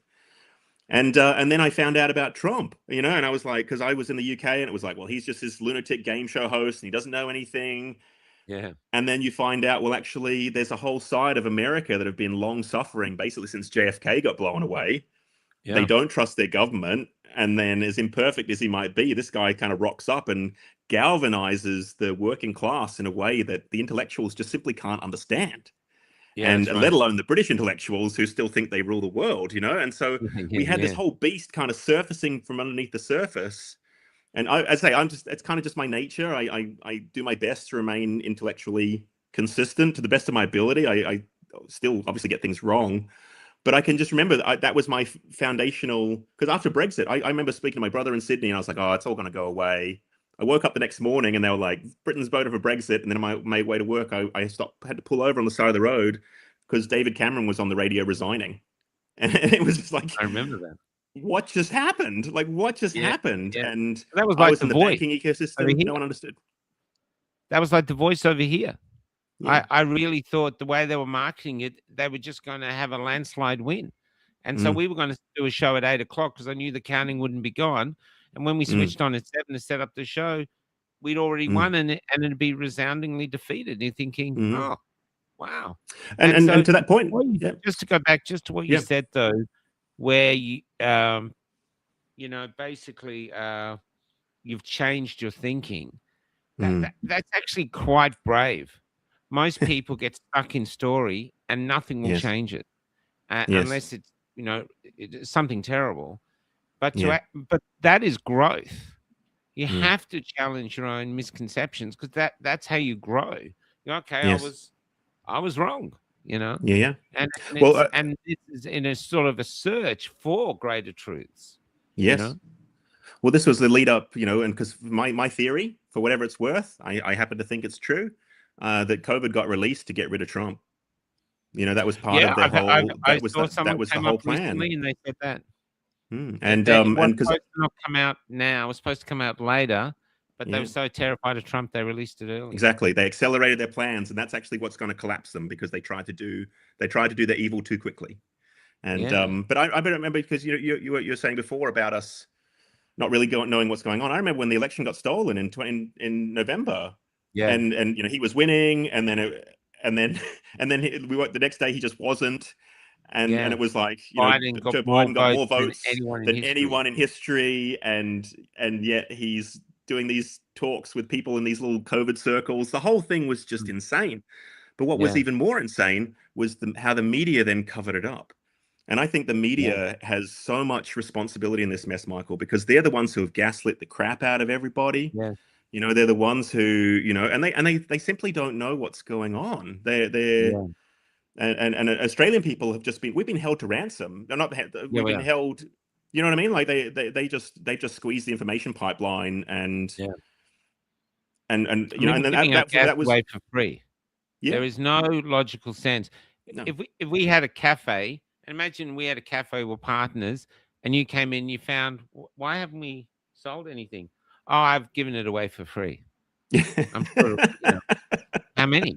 Oh, well, the first, I like to give about 1,000 coffees away free Yeah. today because I'm sure it'll come back to us somehow. You just wouldn't do it. Are you kidding? But I No, I want to know. get back to with your astrology, where you talk about Yeah. astrology. Yes. The moon, I spend a lot of time on the road now, and one thing Kelly and I love doing is if we ever get a chance, you're near an ocean, whether it's somewhere as remote as the Nullarbor or anywhere. We lived in Melbourne. It's before they move us on, and from the bus, and you watch the tide coming in, Yeah. and it's the moon, as far as I know. The It is. moon is, and you watch the tide coming in, you're thinking, what we're actually watching is an amount of water we cannot comprehend, to how much water is just moving on the planet back and Yeah. forth. It might only move a little bit, but it's an impossible number to conceive, a weight to conceive. And the moon's doing that. So if the moon can move the oceans like that, how could it not affect us? And the Yeah. same with the planets and stuff. How these planets like Saturn and Jupiter hold planets on them. They're, not planets, what they call the moons, as we Yes. hold a moon, as our Earth holds a moon. So how could we possibly not be affected to some degree by these things? So I'm very Totally. open to all things like that. Yeah, well, for me, it's it speaks to an interconnection of life. It connects us with our history, our ancestors as well. You think the Greeks and the Romans were talking about this stuff, the Babylonians, but one of my waking moments, just you can see the window outside here, and again surviving lockdown and isolation, and I went and bought myself a telescope off Facebook Marketplace. Oh wow! And so so astrology and astronomy are pretty much not exactly the same thing, but it's very, very similar. And and I was sitting out. I just prompted my mind when I was when you were talking then, and I remember looking at the telescope and I could see the moons on Jupiter. Wow! And I had this kind of like, whoa, what is that? And then, we're in the world of AI, so I was able to ask blah blah blah blah, and it was that connected me. So I mentioned Galileo in the book at the beginning of the book as the ultimate heretic. Because he discovered that in the 1600s, and that discovery of that through the technology of the telescope, shattered our previous understanding as to what, how the universe actually worked. And so for me, learning to watch the movement of the moon, and you guys will see it on the channel, if you start to tune into the phases, you can see it open up, the new cycle, the peak, and then it closes off, and around we go again. And so it's actually got this tool of deepening our intuitive relationship with the world around us, and as you say, these celestial bodies that you can see how they influence things, and it's extraordinary. Like you're 45, I'm 60. Humans have this incredible relationship with the moon. I mean, when the moon comes up full, I should be bored shitless with it. I've seen the moon every night of my life, so it's full moon, but you're not. It takes your breath away. You look at it with wonder. This is it. It's the same with, say, when you're around a campfire and you have a fire. We have all these gadgets that can do doom scrolling and everything, and you can sit there looking into the flames, and you're just mesmerized. Totally. It's the world is actually spiritual. Beautiful. I've got a saying that there's a lot of people saying, "Oh, this is hell," and I got a saying that, well, if it is, someone used heaven to paint it, and. Totally. And it's we live in this great beauty, and one thing I want to talk about, you talk about in your book, is how the algorithms want to keep us enraged because that drives content. Could you talk about that? And then how you come about how we deal with that? Because I know sometimes I take a break for a few days from doom scrolling. And you feel like a dried sponge that's had water poured back into it. Yeah. So can you tell us about your thoughts about that and how we're being controlled now? Well, I had this funny image because again, if we if we go back to, you know, when the election got stolen in 2020 and the ensuing kind of media, whatever they did after that, you know, and that's when the censorship really kicked in.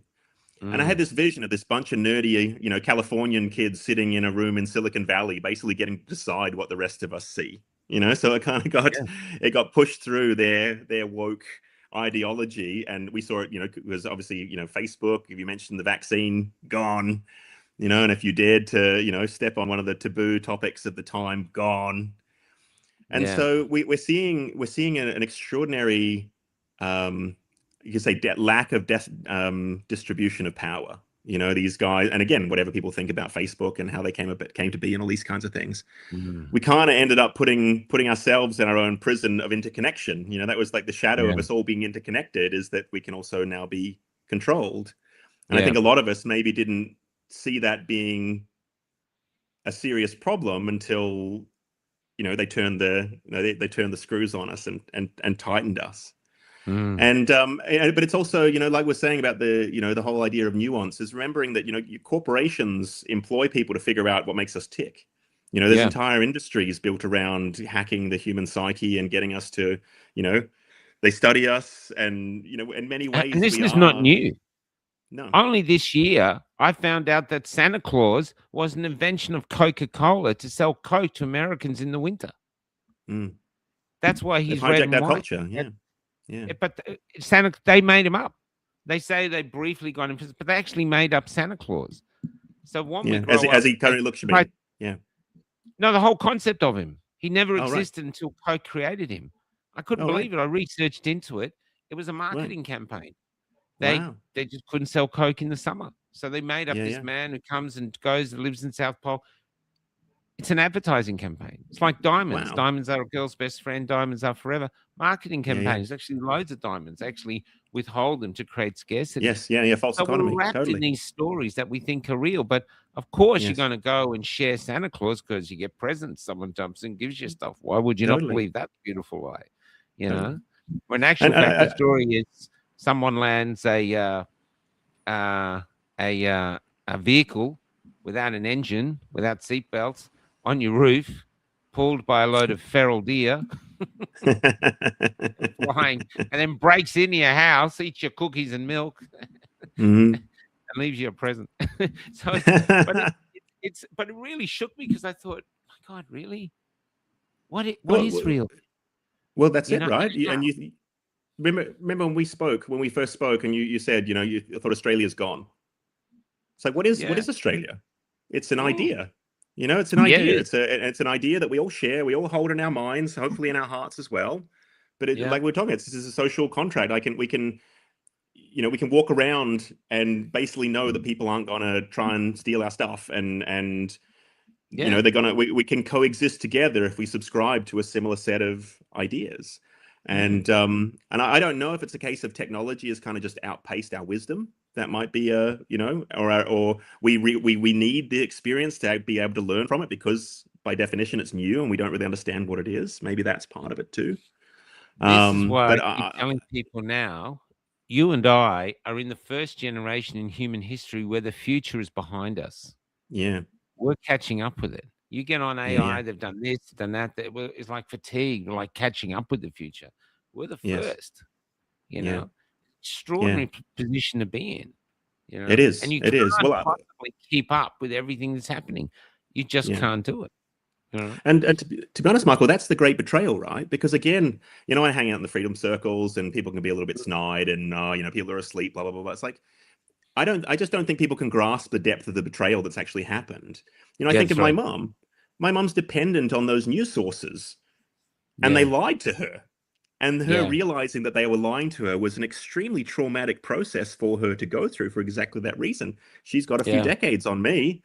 So that level of unthinking and questioning, you know, the whole idea of a journalist is they're supposed to tell you what's going on. That's their job, to do that in an impartial way. And they failed. And not only did they fail not being impartial, they lied. They openly lied to us. And I know that from some of my own relationship history. You know, betrayal is not an easy experience to move through.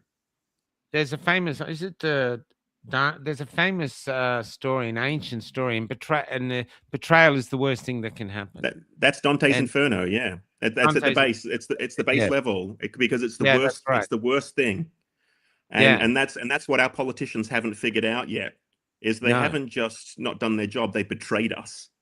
And if you want to see the greatest form of betrayal in Australian politics, and I can't believe he got away with it, and it doesn't inspire people to just lose their shit, is when Scott Morrison was asked, after he'd managed to get a huge sway of the people vaccinated, most of them against their will, he said in a press conference, no one was forced.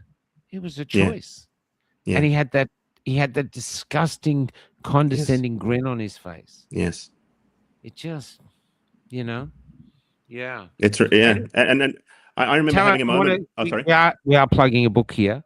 Oh, no, Did you want to finish what you were saying, and then we'll plug your book? I was going to finish off on the ScoMo. Again, whatever these people are, but I remember, when, and if you start digging into ScoMo's background, it's pretty dodgy. And, I had the realization that, a handful of compromised people basically can control the country. You've got the Prime Minister, the Governor General, and the state premiers all on the take somehow. Basically, they've got us by the short and curlies. But the betrayal of that, right? This is supposed to be the highest office of the land. It's where I saw McGowan over here talking about being a CEO of Western Australia. It's like, we're not your employees. That's not how this works. No. That's not the contract. You're our employee. Yeah, exactly. We trusted you with the power that's invested in you, and we've seen the inverse of that, the absolute opposite of that. And it's for me, it's just shocked me to my absolute core, Michael, of just how is this even real? How is this even real? Well, interesting though, like we thought journalists were there to give us a balanced story of what was happening, to challenge the politicians, keep them. We thought doctors would live up to the Hippocratic Oath and all they would care about was your health.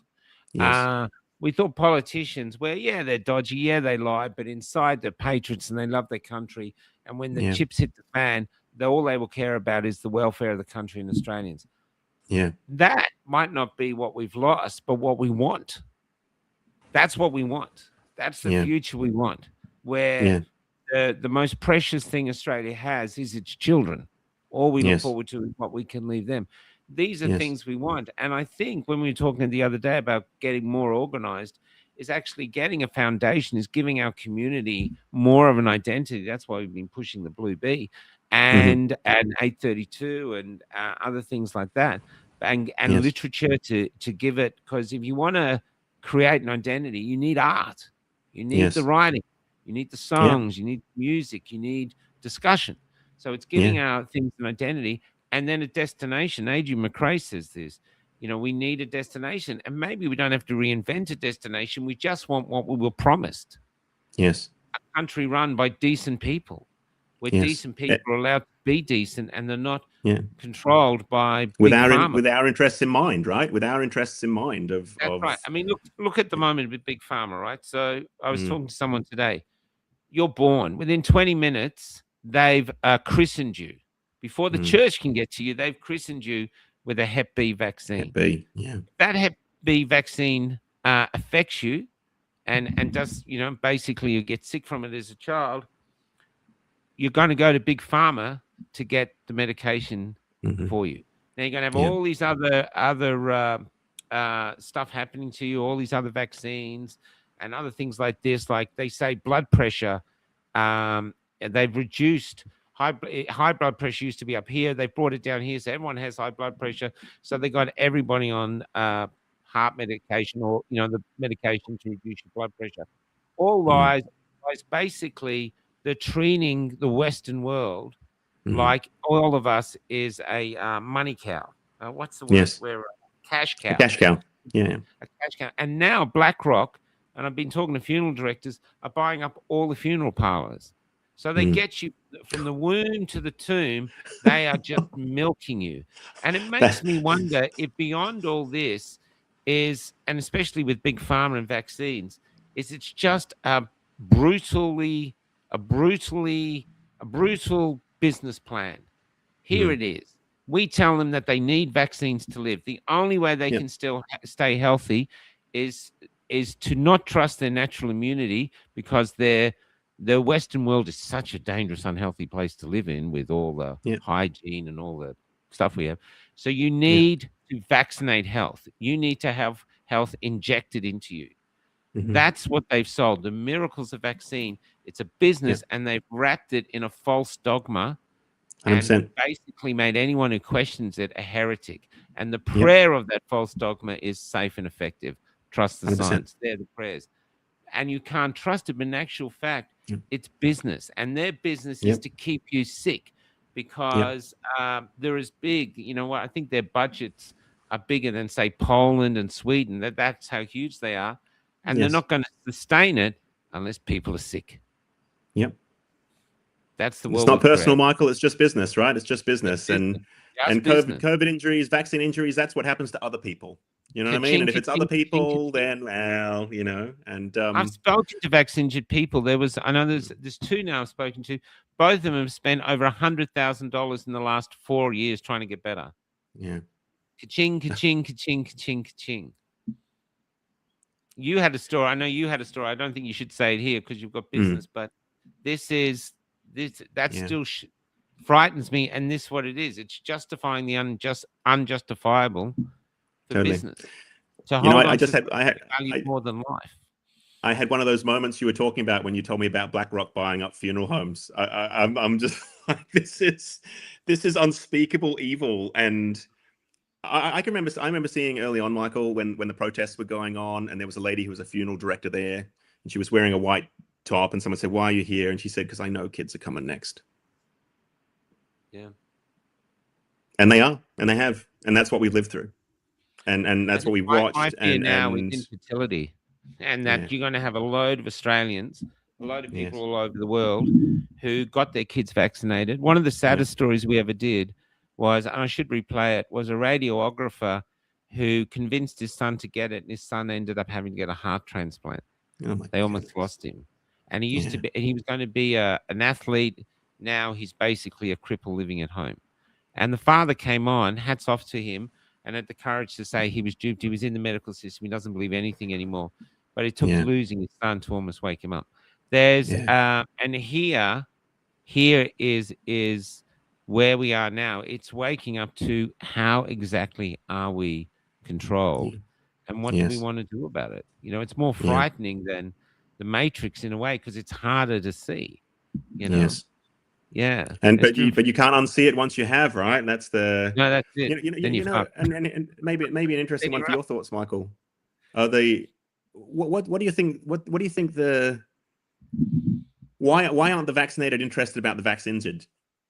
Because it's only the unvaxxed that seem to be giving a shit about the people who have had their lives destroyed by this. And I that just breaks my heart. I sympathize with both. I interviewed a young man today. He's vaccinated. He took Novavax. One of the questions we asked him at the end is, you get up in the morning, you put on your social media, and you see this person died suddenly. Like, you know, every day might be 3 people, 30s, 40s, early 50s, just died suddenly. And I said, do you think that could be happening to you? He goes, yes. Every day I wake up and think maybe I'm next. So I've just got to live while I'm living. I don't think it's evil that they don't want to look after the vaccine injured. I think they feel like they've had a time bomb, voluntarily injected a time bomb into their system, and they're very aware that they could be next, and there's not much they can do about it. Best not to talk about it. It's that. Whereas I think we have sympathy for the vaccine injured, not so much to prove a point like Salia didn't work. It's that for 3 years, we were on the lowest rung of society. They put us down. They put us down there. And the government actually said, you can be nasty to them. You can call them names. The media did. The Prime Minister called us cookers. You can do whatever you want to them. Take all your anger out on those people who are trying to kill you because they don't do what they're told. So, but then another group formed beneath us, and that was the vaccine injured. Yeah. And they are the forgotten. They are the ignored. They are the shunned. I've seen women, I know several severely vaccine injured people who can't get the NDIS But when I was in one town in New South Wales, there was a 70-year-old in his mid-70s, trans, and he looked like his makeup kit had exploded on his face. And I've got nothing against trans, but he had an NDIS carer. So he gets an NDIS carer, and these people don't. You know, there's this insanity going on that's engineered. It's not actually insane. It's only insane if you look at it from our perspective. That doesn't make sense from a human perspective. But if you want to look at it from an anti-human perspective, suddenly everything makes sense. Yeah, anti-human. That's That's I'm our not trouble. sure. I can't remember where I shared with you, but we had a broken window here, and a guy, a great glazier, came along, sorted it all out for us, and he was chatting away at the end, and it came. He brought up the conversation, and he said, "Did you take the vaccine?" And I said, "I don't really like talking about it," but I was just like, "No, I didn't." And he goes, "Good for you." And I was like, wow. "Oh, well, thank you." And then he goes, "They've poisoned us, haven't they?" And I was like, That's why they don't talk about it. yeah. They're And I getting gave over him the the betrayal. detox protocol and all that kind of thing, but Yeah. that's the omerta code at the moment, right? That's the silence is just, oh, Yeah. fuck, what have we done? Yeah, they're And trying to move on, but they've been betrayed. It's like yeah, waking up to realizing that there's your father. And I remember years ago, you'd meet. We were doing this other project, and we were having to talk to a lot of children who'd been sexually abused, usually by their father, and they didn't know until they went to school, and something came up at school, and they're going, "Oh, my father does that to me. That's abuse." yeah, They didn't know. They didn't know any yes, better. And how you deal with that. This person yes, that you're expecting and suddenly is doing something evil to you. yes. And it's That's quite the parallel, Michael. That's quite the yeah, I know. parallel. And It's now and the whole country's been that. That's why when we were yeah, in Melbourne marches, there was a lot of women there. A lovely friend of mine called Susanna, she used to cry, but a lot of women were there going, "I've come out of an abusive relationship, and yeah, I'm at the Freedom Rally because Dan yes, Andrews is abusing the whole state. This is how they do it." yeah. And That so, that was my story. yeah, That's how I recognized this shit, because I didn't know it really. was possible. Yeah, that was my story. And that's what opened me up to understanding what gaslighting is, what coercive control is, all these kinds of things. Well, you're abused as a child. Not as a child, as in a personal relationship, Yeah, yeah, And I had a pretty good upbringing, to be honest. I was a very same, relatively emotionally safe, that kind of thing. But that's what actually same. led me into it, is because I didn't know that's what people could be like. You know, I had the similar naivety in that situation that the majority of Australian people had in this one, of Yeah, how would that even be possible? And it yeah, requires that rewiring of your own mind to go, no, this person is a predator. They are not yeah, operating in the same way. They're not operating they're not operating in good faith. They're not operating with an open heart. They're seeking yeah, control. And so that yeah, parallel of abusive relationships is, and it's deep and it's dark, and it requires some growing up. You know, it requires growing up yeah, around, hey, there's no one coming to save us. We've got to take responsibility. It might not have been our fault, but it happened, and we've got to grow through the experience. And mm. certainly that's the book in part was, part of that healing process in there as well, of how do I convey some of what I've learned in the more darker So it's moments of kind of my healing for life. you as well, in a way. Yeah, yeah, big time. Yeah, It was. I yeah, described it to someone. It's like my sister said, having a kid is like having your heart on the outside of your body. My book feels yeah, a little bit like that, because it sort of spent so much time incubating in here, and then I kind of got it yeah, out, yeah, and yeah. It's a few coming people have here. read it, and then you're like, wow, anyone anywhere could read this. Yeah. Well, we did it like even with Goodbye Road.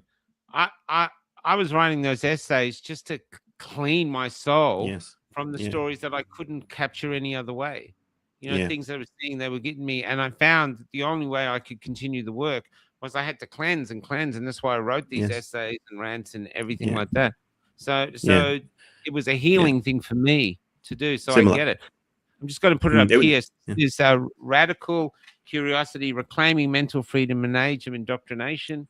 There's the link if you want to go to the Bad Book Company, and we're marketing company there, and get it there. It's you'll love it if you've loved listening to how articulate and raw and honest Russell is. then I recommend you get the book. It's food for thought, and that's what he does. He doesn't tell you. He gets you to think, and I think this is the only way forward. It's what art Yeah. is. Art is about getting you to think rather than telling you what to think, which is kind of opposite to the woke, which they Yes. tell you. Ironically, right? Ironically, Yeah, it's yeah. they ends up destroying. And I say that, Michael, is that I describe myself as a recovering lefty in the sense of I grew up Me relatively too, man. socially, socially. I want people to be treated nicely. I want to be kind to each other. All those kinds of things. I'd be very We are the most idealistic. pathetic looking hard right wingers that I've ever met. I know. They won't let me in their club. But we're right but winger. yeah, but Yeah. No, that's some of it is. that. That's some of that growth. You know what I mean? Of realizing that the world isn't, and because that was what I was going to be. One of the most fascinating things I learned about communism in my quest after my friends sort of told me that they wanted to become communists was that the root of what was going on in Russia in the 1920s was scientific. They believed that they could calculate everything. That's why they came up with these massive 5-year plans and the like. It was the scientific mindset of we can rationalize our way through problems. And so it wasn't just similar, it was the same. It was the same idea.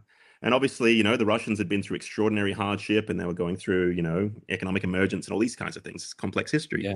But it was that mindset of we can solve all our problems here. We don't need God. That's opiate for the masses. That's what crazy people do. We're hard-nosed, rational people, and we can sense make our way through this. And I remember hearing Vladimir Putin talk. He said what a lot of people don't know about the Russian history is they went through the same he, she, trans jumble that we're going through now. That happened in the 1920s and 1930s in Russia, and this identity confusion and infinite choices leads us to a bad place. And as I say, for me, I grew up in an era. I was born in 1980, so I kind of grew up towards the end of all of that.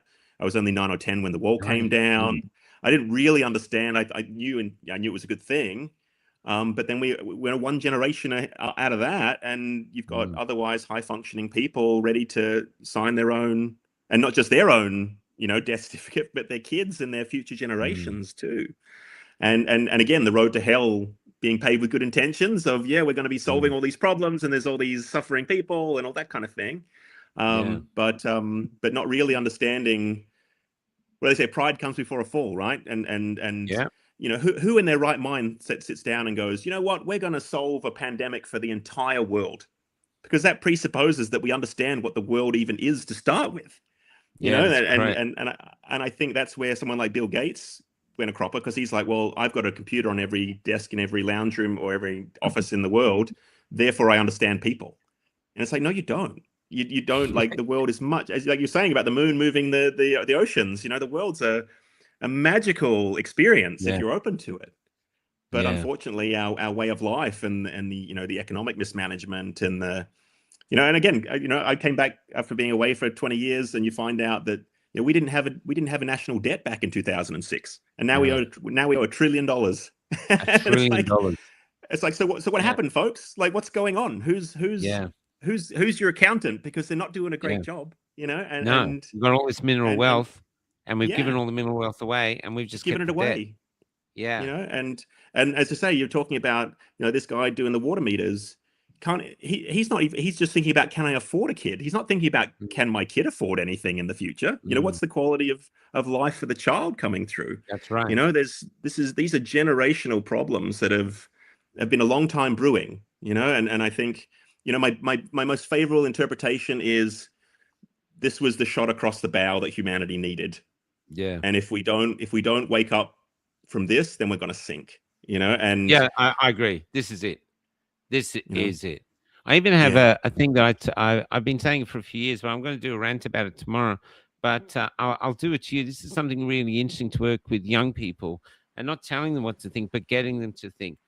So let's pretend that you're 20 or 25, say. Okay? You're 25 years old and you've met someone. You think, I really like this person. And so you've been getting on for a while, and then you think, I'm going to take them to a fine dining restaurant, the best restaurant I can afford. Maybe I'm going to even ask them the question, you know. So I really want to show them how much I love them by hurting my wallet to give them this great meal. And you're sitting there at the table, and you've got this great menu, and you're so excited. And then I come along, and everyone's going about how great this restaurant is. And I come along as the waiter, and I go, sorry, sir, look, I see you're looking at the front of the menu with the big items. But I have to inform you that the people that sat at the table before you, they really dined. They had lobsters, Dom Perignon, caviar, imported caviar. I mean, they went nuts. And unfortunately, at the end of the meal, they discovered that they didn't have enough to pay for the entire meal. So before you order, we just have to let you know that you're going to have to pay the shortfall that they couldn't afford. And then you can order. And if you want to look at more budget items, on the back of the menu, at the you'll see porridge and bread and water. We did have cheese, but it's too expensive now. And then you say to the person's looking at you, young person's looking at you, you say to the young person, so here's the question. Would you pay that bill? And they look at you. They know it's a trick. And then they finally go, no, of course I wouldn't. And then I go, so why are you paying the national debt? Yeah. I've got a mate of mine. He's got a daughter that's, I think, a similar kind of age, 20-something-ish, early 20s. Yeah. He was telling me he went to pick her up from a night out or whatever, and she said he noticed that the pub was absolutely, where she picked her up from, or the restaurant or whatever, was absolutely rocking. And he said to her, it's like, I thought everyone was supposed to be broke. Like, what is everyone, why is everyone out having a great time? And she said, well, because we know we can't afford a house. We know we can't afford a future. So we're just going to have a good time now. Great. And so you've got a younger generation that's cycling, an older generation that's getting older, and there's again that increasing disconnect between the two of them. And you can't blame them, right? Because exactly as you say, no, like, I wouldn't blame them. That's how I live. I live. Here's your slice of the shit sandwich, which you didn't order, but it's yours to eat, And that's right. That's right. It's but yeah, I think. And maybe, as I say, maybe fuel, that kind of thing that's again a great universalizer that everyone's connected by. Don't drive. Perth. Yeah, A lot of I had a PTSD reaction, Michael, when they were like, the fuel's coming and they're going to lock us down again. I was just like, you can't be serious. Like, you just can't be serious. But that's what they did in WA. The government here in WA patted themselves on the back and said, next time we're going to bring in the military. That's the world we're living in. The same guys that are now voted in with an election where they ran out of ballots. It's like, all right, what is going on here? And then, and then you see they've got one of those, those tank things for the police. They parked it out the front of Optus Stadium before the Dockers game. It's like there aren't any. This is Perth. You know what I mean? Like, and then thanks, Noah. And then lo and behold, on Australia Day, there's a bomb threat in town. They do. Yeah, no, I know. And they think that Perth ordered 4 of those Bearcats. You don't need armored vehicles. Yeah, you don't need armored vehicles to police Australians.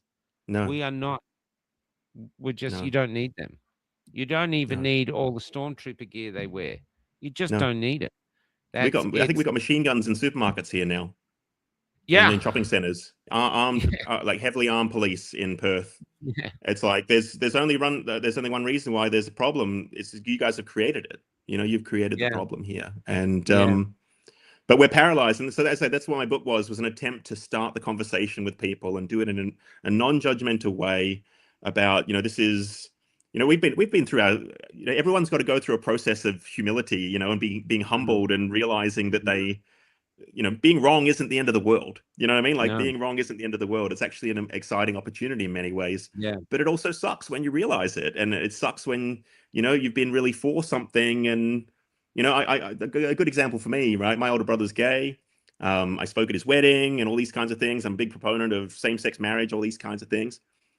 But when you look into the background of the legislative changes and all these kinds of things, there's lots of subtlety and nuance that needs to be thought about and considered.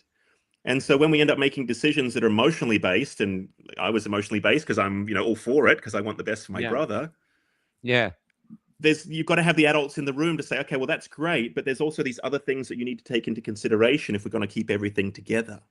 And you know, my brother-in-law's mum's, you know, her take, you know, she obviously loves her son to bit, and she was like, no, I'm all for it. They should just call it something different. And that was the first little, oh, well, hang on a minute, this is your son, and you're still, you know. And I think that's the, you know, we need an Australia where we can have adult conversations about complicated things without people losing their shit. You know what I mean? And just be like, these are real problems, guys, and we need some serious people at the table, because the people at the top aren't. Anthony Albanese is not a serious person, Michael. That's not a serious person running the country. I know. You know what I mean? Like, that's just, this isn't serious. And the biggest problem I see is when you have unserious people and a crisis that happens that's not within your control happens, and you need the unserious people making important decisions, and they can't do it because they're caught up in identity politics and finding somebody yell about Pauline Hanson and blame her for it. You know what I mean? Rather than like, you guys are in charge right now. You can do things. You can solve this problem. But I think a lot of them are so ideologically captured that they wouldn't even, you couldn't even get them to the table.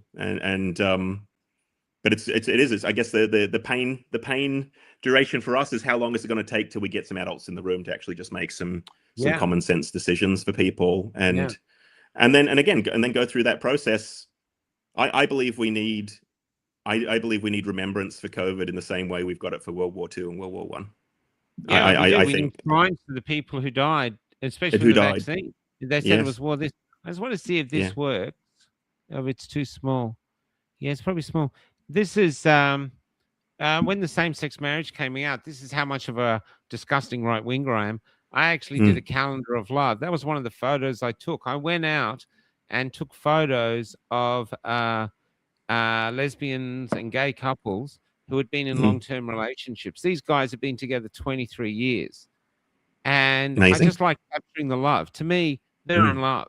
I think you're born gay, you're born this, that's it. I'm not a believer that they do it for any other reason. And I just wanted to capture that. So when people say that I'm this right winger, you go, you have no idea. You're a pretty crap right winger, Michael. I was left. No offense. You put me in right. You know what I mean? You turned the world over, and suddenly I'm upside down. What? I'm a right winger. I'm a Nazi. I'm a Nazi. Yeah. Totally. I got that bus that says free speech defense. I was in Balaclava in Melbourne, and some young guys going, free speech defense. Only a Nazi would have that on his bus. I put my head out the window and said, you really said that?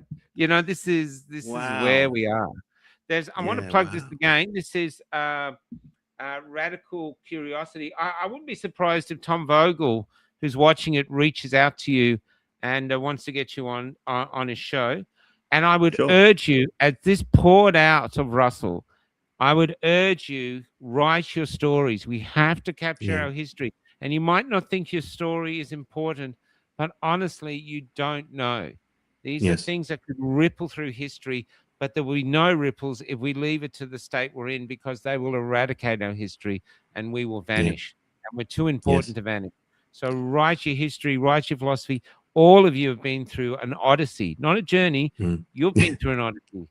I hope to meet you again while I'm here, but you've been through an odyssey, and odyssey means you've got something to write about, because you've learned lessons. You've had to survive being ostracized. You've had to survive being portrayed on an industrial level.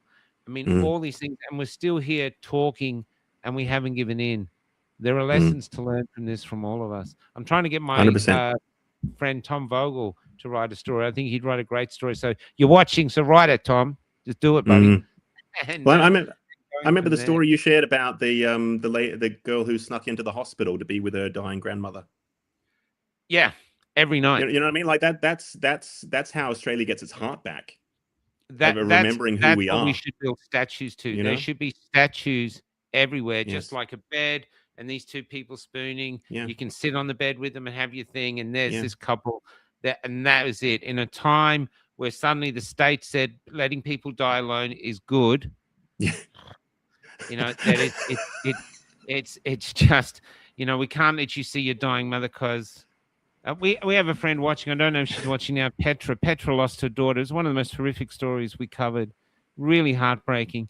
But she had to fly down to Melbourne to see her daughter was in a dying basically in the hospital behind a glass thing because they didn't want to get COVID. And she's at the hospital. She's come all the way down. There's her daughter. They're not letting her see her. And then a surgeon came in, or a head doctor, and he said, fucking let her in. There's where you find hope. Go that guy, yeah. The hope are in the little acts of defiance. Yes, And so these are the things. There's a lot of hope out there.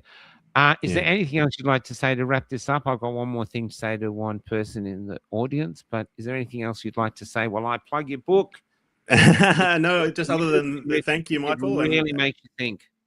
Yeah, thank you for all you do, and you, as I said, But I mean that you were the first person I saw speaking out about this. Oh, you know what I mean? Like I mean that you were in the marches, and then it was like, and that was I obviously didn't know you at the time, but it was like, because I was like, where are all the sane people? Like, where are all the normal people, all the clear thinking, common sense people? And that was before I knew you'd gone and done Cafe Lockdown, all those kinds of things. But I think it's not underestimating the power that a demonstration of courage actually has, because you inspired me in that way, and that's what my book is an attempt to recalibrate people, help them remember that they're not crazy, and then also to give them a little bit of courage to have those conversations or pushback, or and have the courage to think for yourself, because it's not like thinking of yourself is not an easy thing to do. It takes practice. We get things wrong. We've got to take responsibility. Freedom takes takes courage. But it's what's it worth to you? What's it worth to you? And I remember watching, and this is what I mean. Like I know Topher's done his documentary on Battleground Melbourne, these kinds of things. Yeah. Watching on from Western Australia, watching that unfold in our own country, it was just nightmare fuel. And yet you saw that documentary, but I had COVID. All right. I was supposed to be a part of it, but I couldn't. But for me, like you say, they're the people who history are going to remember. You guys that were at the shrine and all that kind of stuff. That's actually the birth of a new myth. It's a birth of a new myth around who we are, and that's what we need as Australia. We need a new story around who we are and what we stand for and what we believe. I'll do a quick shout out for the secession guys as well. If anyone's interested in the secession project for Western Australia, it's this book here. Yeah. And it's well worth a Google and an investigation into, because there are some serious people who are thinking, about how we can do things different, exactly. And I think that's what we've got to shift into now. Is like, yes, we've obviously got to honor what's happened and grieve and all those kinds of things. But I think it's important to come up with an inspiring vision for the, for our kids and to give them something to want to be part of, because 50 years a debt slave, like that's not an adulthood that's inspiring for anybody to subscribe to. So yeah, but yeah, anyway, I think that's enough, Michael. Thank you. You're right, though. We can't just sit here whinging and complaining. It's time to talk solutions, and then enact solutions, but talk deeply about solutions. That's another reason to have you on, and I hope I see you again. It's getting people together who want to have these difficult conversations. Not that we might find any answers, but we're not going to find answers by not doing it. Totally. Totally. And denial just makes the problem bigger. You know what I mean? It's like it's an unhealed wound, and we've just got to dive into it. And I know there's lots of factors outside of our control at the moment. There's a crazy geopolitical landscape where we're in really uncharted water. But for me, it's more, honoring the people who had the strength to stand up. And, I got off pretty lightly. My price I paid was isolation and aloneness. But there's people who have lost everything because of the idiocy of our state. And I can remember, just before we finish, Michael, I can remember, in the spirit of these bone-shaking conversations or statements that people make, I remember I traveled over to Sydney and I met up with some friends. One lives up near my brother in northern New South Wales. And I said, how is everyone? How is everyone going? Like, because I've been locked away for 3 years or whatever. Like, and it was amazing, the shift and the normalization of just atrocious things. And just in casual conversation, she shared about how some kids had died because they couldn't get across the border to get their treatment. And but didn't even register it in the, when you just can't even believe what you're hearing. And like, this is Australia, and we have, and it's all of us, right? I guess this is the reality. We don't want to be in tribes anymore. Like, ours is an open party to come and join. Yeah. And yeah, we're going to have some uncomfortable truths we need to process, but Yeah. we're kind of on the winning side here of truth, and that doesn't bring us any joy. It doesn't bring us any lightness or happiness. But No. we can either argue with reality or work with it, and unfortunately, the reality is very sobering and very uncomfortable. But it Yeah, it starts is. with shifting inside ourselves. And as I say, that's what my book's about: is giving people the confidence to be able to rethink what they maybe thought they knew, and then Yeah. give them that freedom and that space to make different choices in the future. So. Yeah, I totally. I want to just share this though. This is, as you said, I inspired you. Tom Vogel, he and I met. He was he was a filmmaker. He also had a short film festival, and we met at our first protest together. And we've been working at first not together straight away, but ever since we've been working together. He's incredibly brave. I know he goes through far more than what people know. He does, and he does these. He started doing these what the fuck things, which are just like a little pearl of common sense, and that grew Yes. into the what the fuck boys, which should go on because they're really interesting discussions. And but here, I just want to share this. Let's see if it gets up. I just want to share his. Can we just get that up, Kel? Where are we? My God, there's so many comments there. Share, follow Tom Vogel on this. He just comes up with these. He just comes up with. He looks at the world. He just does, and he breaks it down into its little pieces, and just does a what the fuck on it. But he gets you to think. He doesn't tell you what. Just puts it out there, and usually the answer is what the fuck, which is what he goes, and he's right. But really, really, I would suggest you follow him because he gives me solace. He makes me feel, yeah, I'm not nuts, and so well, it's important. So lastly, just before we finish up, Michael, the last Sure. little plug is the vision for my book is to get into high schools. And year 11, year 12, I think it's written at a level that they can comprehend and understand. And for me, that's the gift to the generation coming maybe the homeschool movement, the freedom of thought, as well. Maybe this is the literature of the homeschool because I want to give Australian kids a fighting chance, and they're being lied to at the moment. They're being institutionally lied to, and that's not not fair.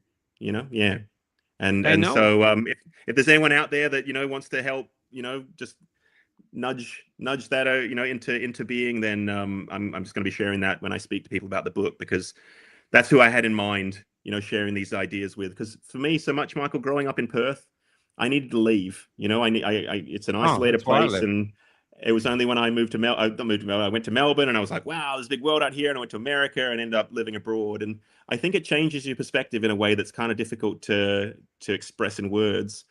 But for me, that's the gift that I want to pass on, that there is you don't have to think the way you've been taught how to think. You are allowed to change. You are allowed to be different. You are allowed to do whatever the fuck you want to do with your life. That's your right as an Australian citizen.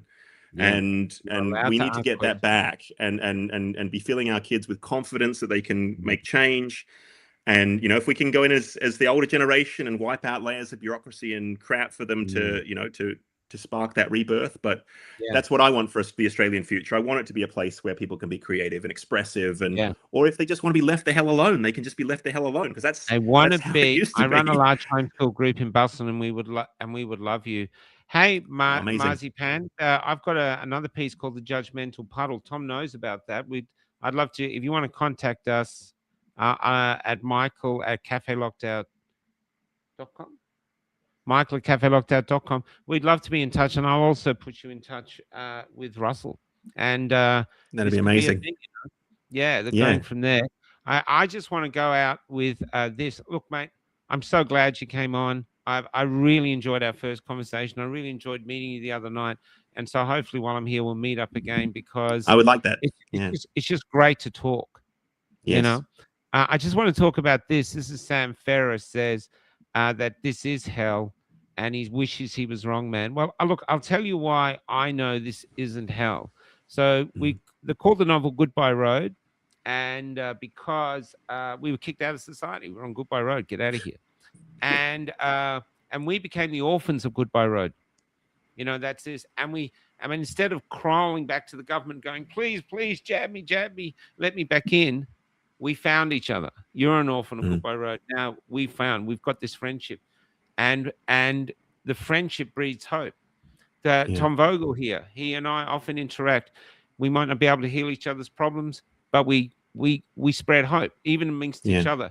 There's things like that. And then on the road, when I was going round several times, I had no idea at my age that I would meet someone who is a very feisty, strong woman, but wants me. And now she comes to me on the road, and I feel that she's a gift from the universe. I couldn't do the work without Kelly. And so one night I wrote this song very quickly. I know you hate AI guys, but this really took me like 20, 30 minutes. It just came out. And that's what I'm saying. This road, we're on this Goodbye Road. There's friendship out here. There's love out here. There's hope out here. And if that's out here, then that proves that this isn't hell. It might be a battleground. It might be a spiritual war we're in. I don't know. But there's always hope. And never give up. Just never give up, because then they win. Don't let them fill your heart with hate, and never give up. And so I'm going to go out with thank you again for coming on. And I'm going to go out with the song I wrote for Kelly called Mary Magdalene. And she's a feisty thing. And Mary Magdalene, they go, wasn't she a hooker? No, she wasn't. The real story is that she was Jesus's partner, maybe even his wife, maybe even fathered kids to him. But what they really think is she was the feminine balance of his masculine. So she was that. And over the years, it's been corrupted down to make her what they say. But that's what she actually was. And that's the philosophy I used when I wrote this piece. And we don't know. It's 2,000 years ago. I don't know what happened last week, let alone what happened 2,000 years ago. But it's a cool story. It was the original fake news, Michael. Original fake news. Original fake news. Okay, take care, everybody. And have a listen, Sam, because this is how Kelly has affected my life. And I'm the better for it. And I would never have found her if it wasn't for COVID. So no one knows what's ahead of us. And we'll never find out if you quit. So stick around and fight. Even it's the fight of our lives. When we get to the other side, we've got a load of great stories to tell. Take care, Russell. See ya. Thanks, Michael. Mary Magdalene. Okay, and if anyone wants to do a human cover, please get in contact. See you tomorrow with Lee. Lee's back. Lee's back with his. I wanted to find a lover who made me forget the universe, or rather made the universe feel like it was starting within. I wanted to find a lover I could paint a picture with, and our paint would be each other, and our hues would be alive. But I've been offered love in poetry, psychoanalyzed to the bone. I've been broken and consecrated, I've been discarded in the thorns. I've been searching in all the wrong places, for I felt that that's where you'd be found. Or am I the one that's reaching like a weed, escaping the ground? And if I find you, will the universe fall away? And when I ask you, are you the one for me, will you say, look at me, until you can see that I am who I am. I am Mary Magdalene.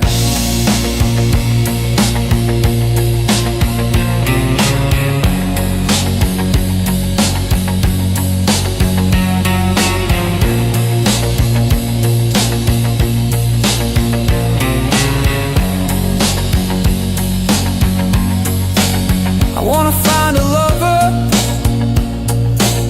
to illuminate my empty streets,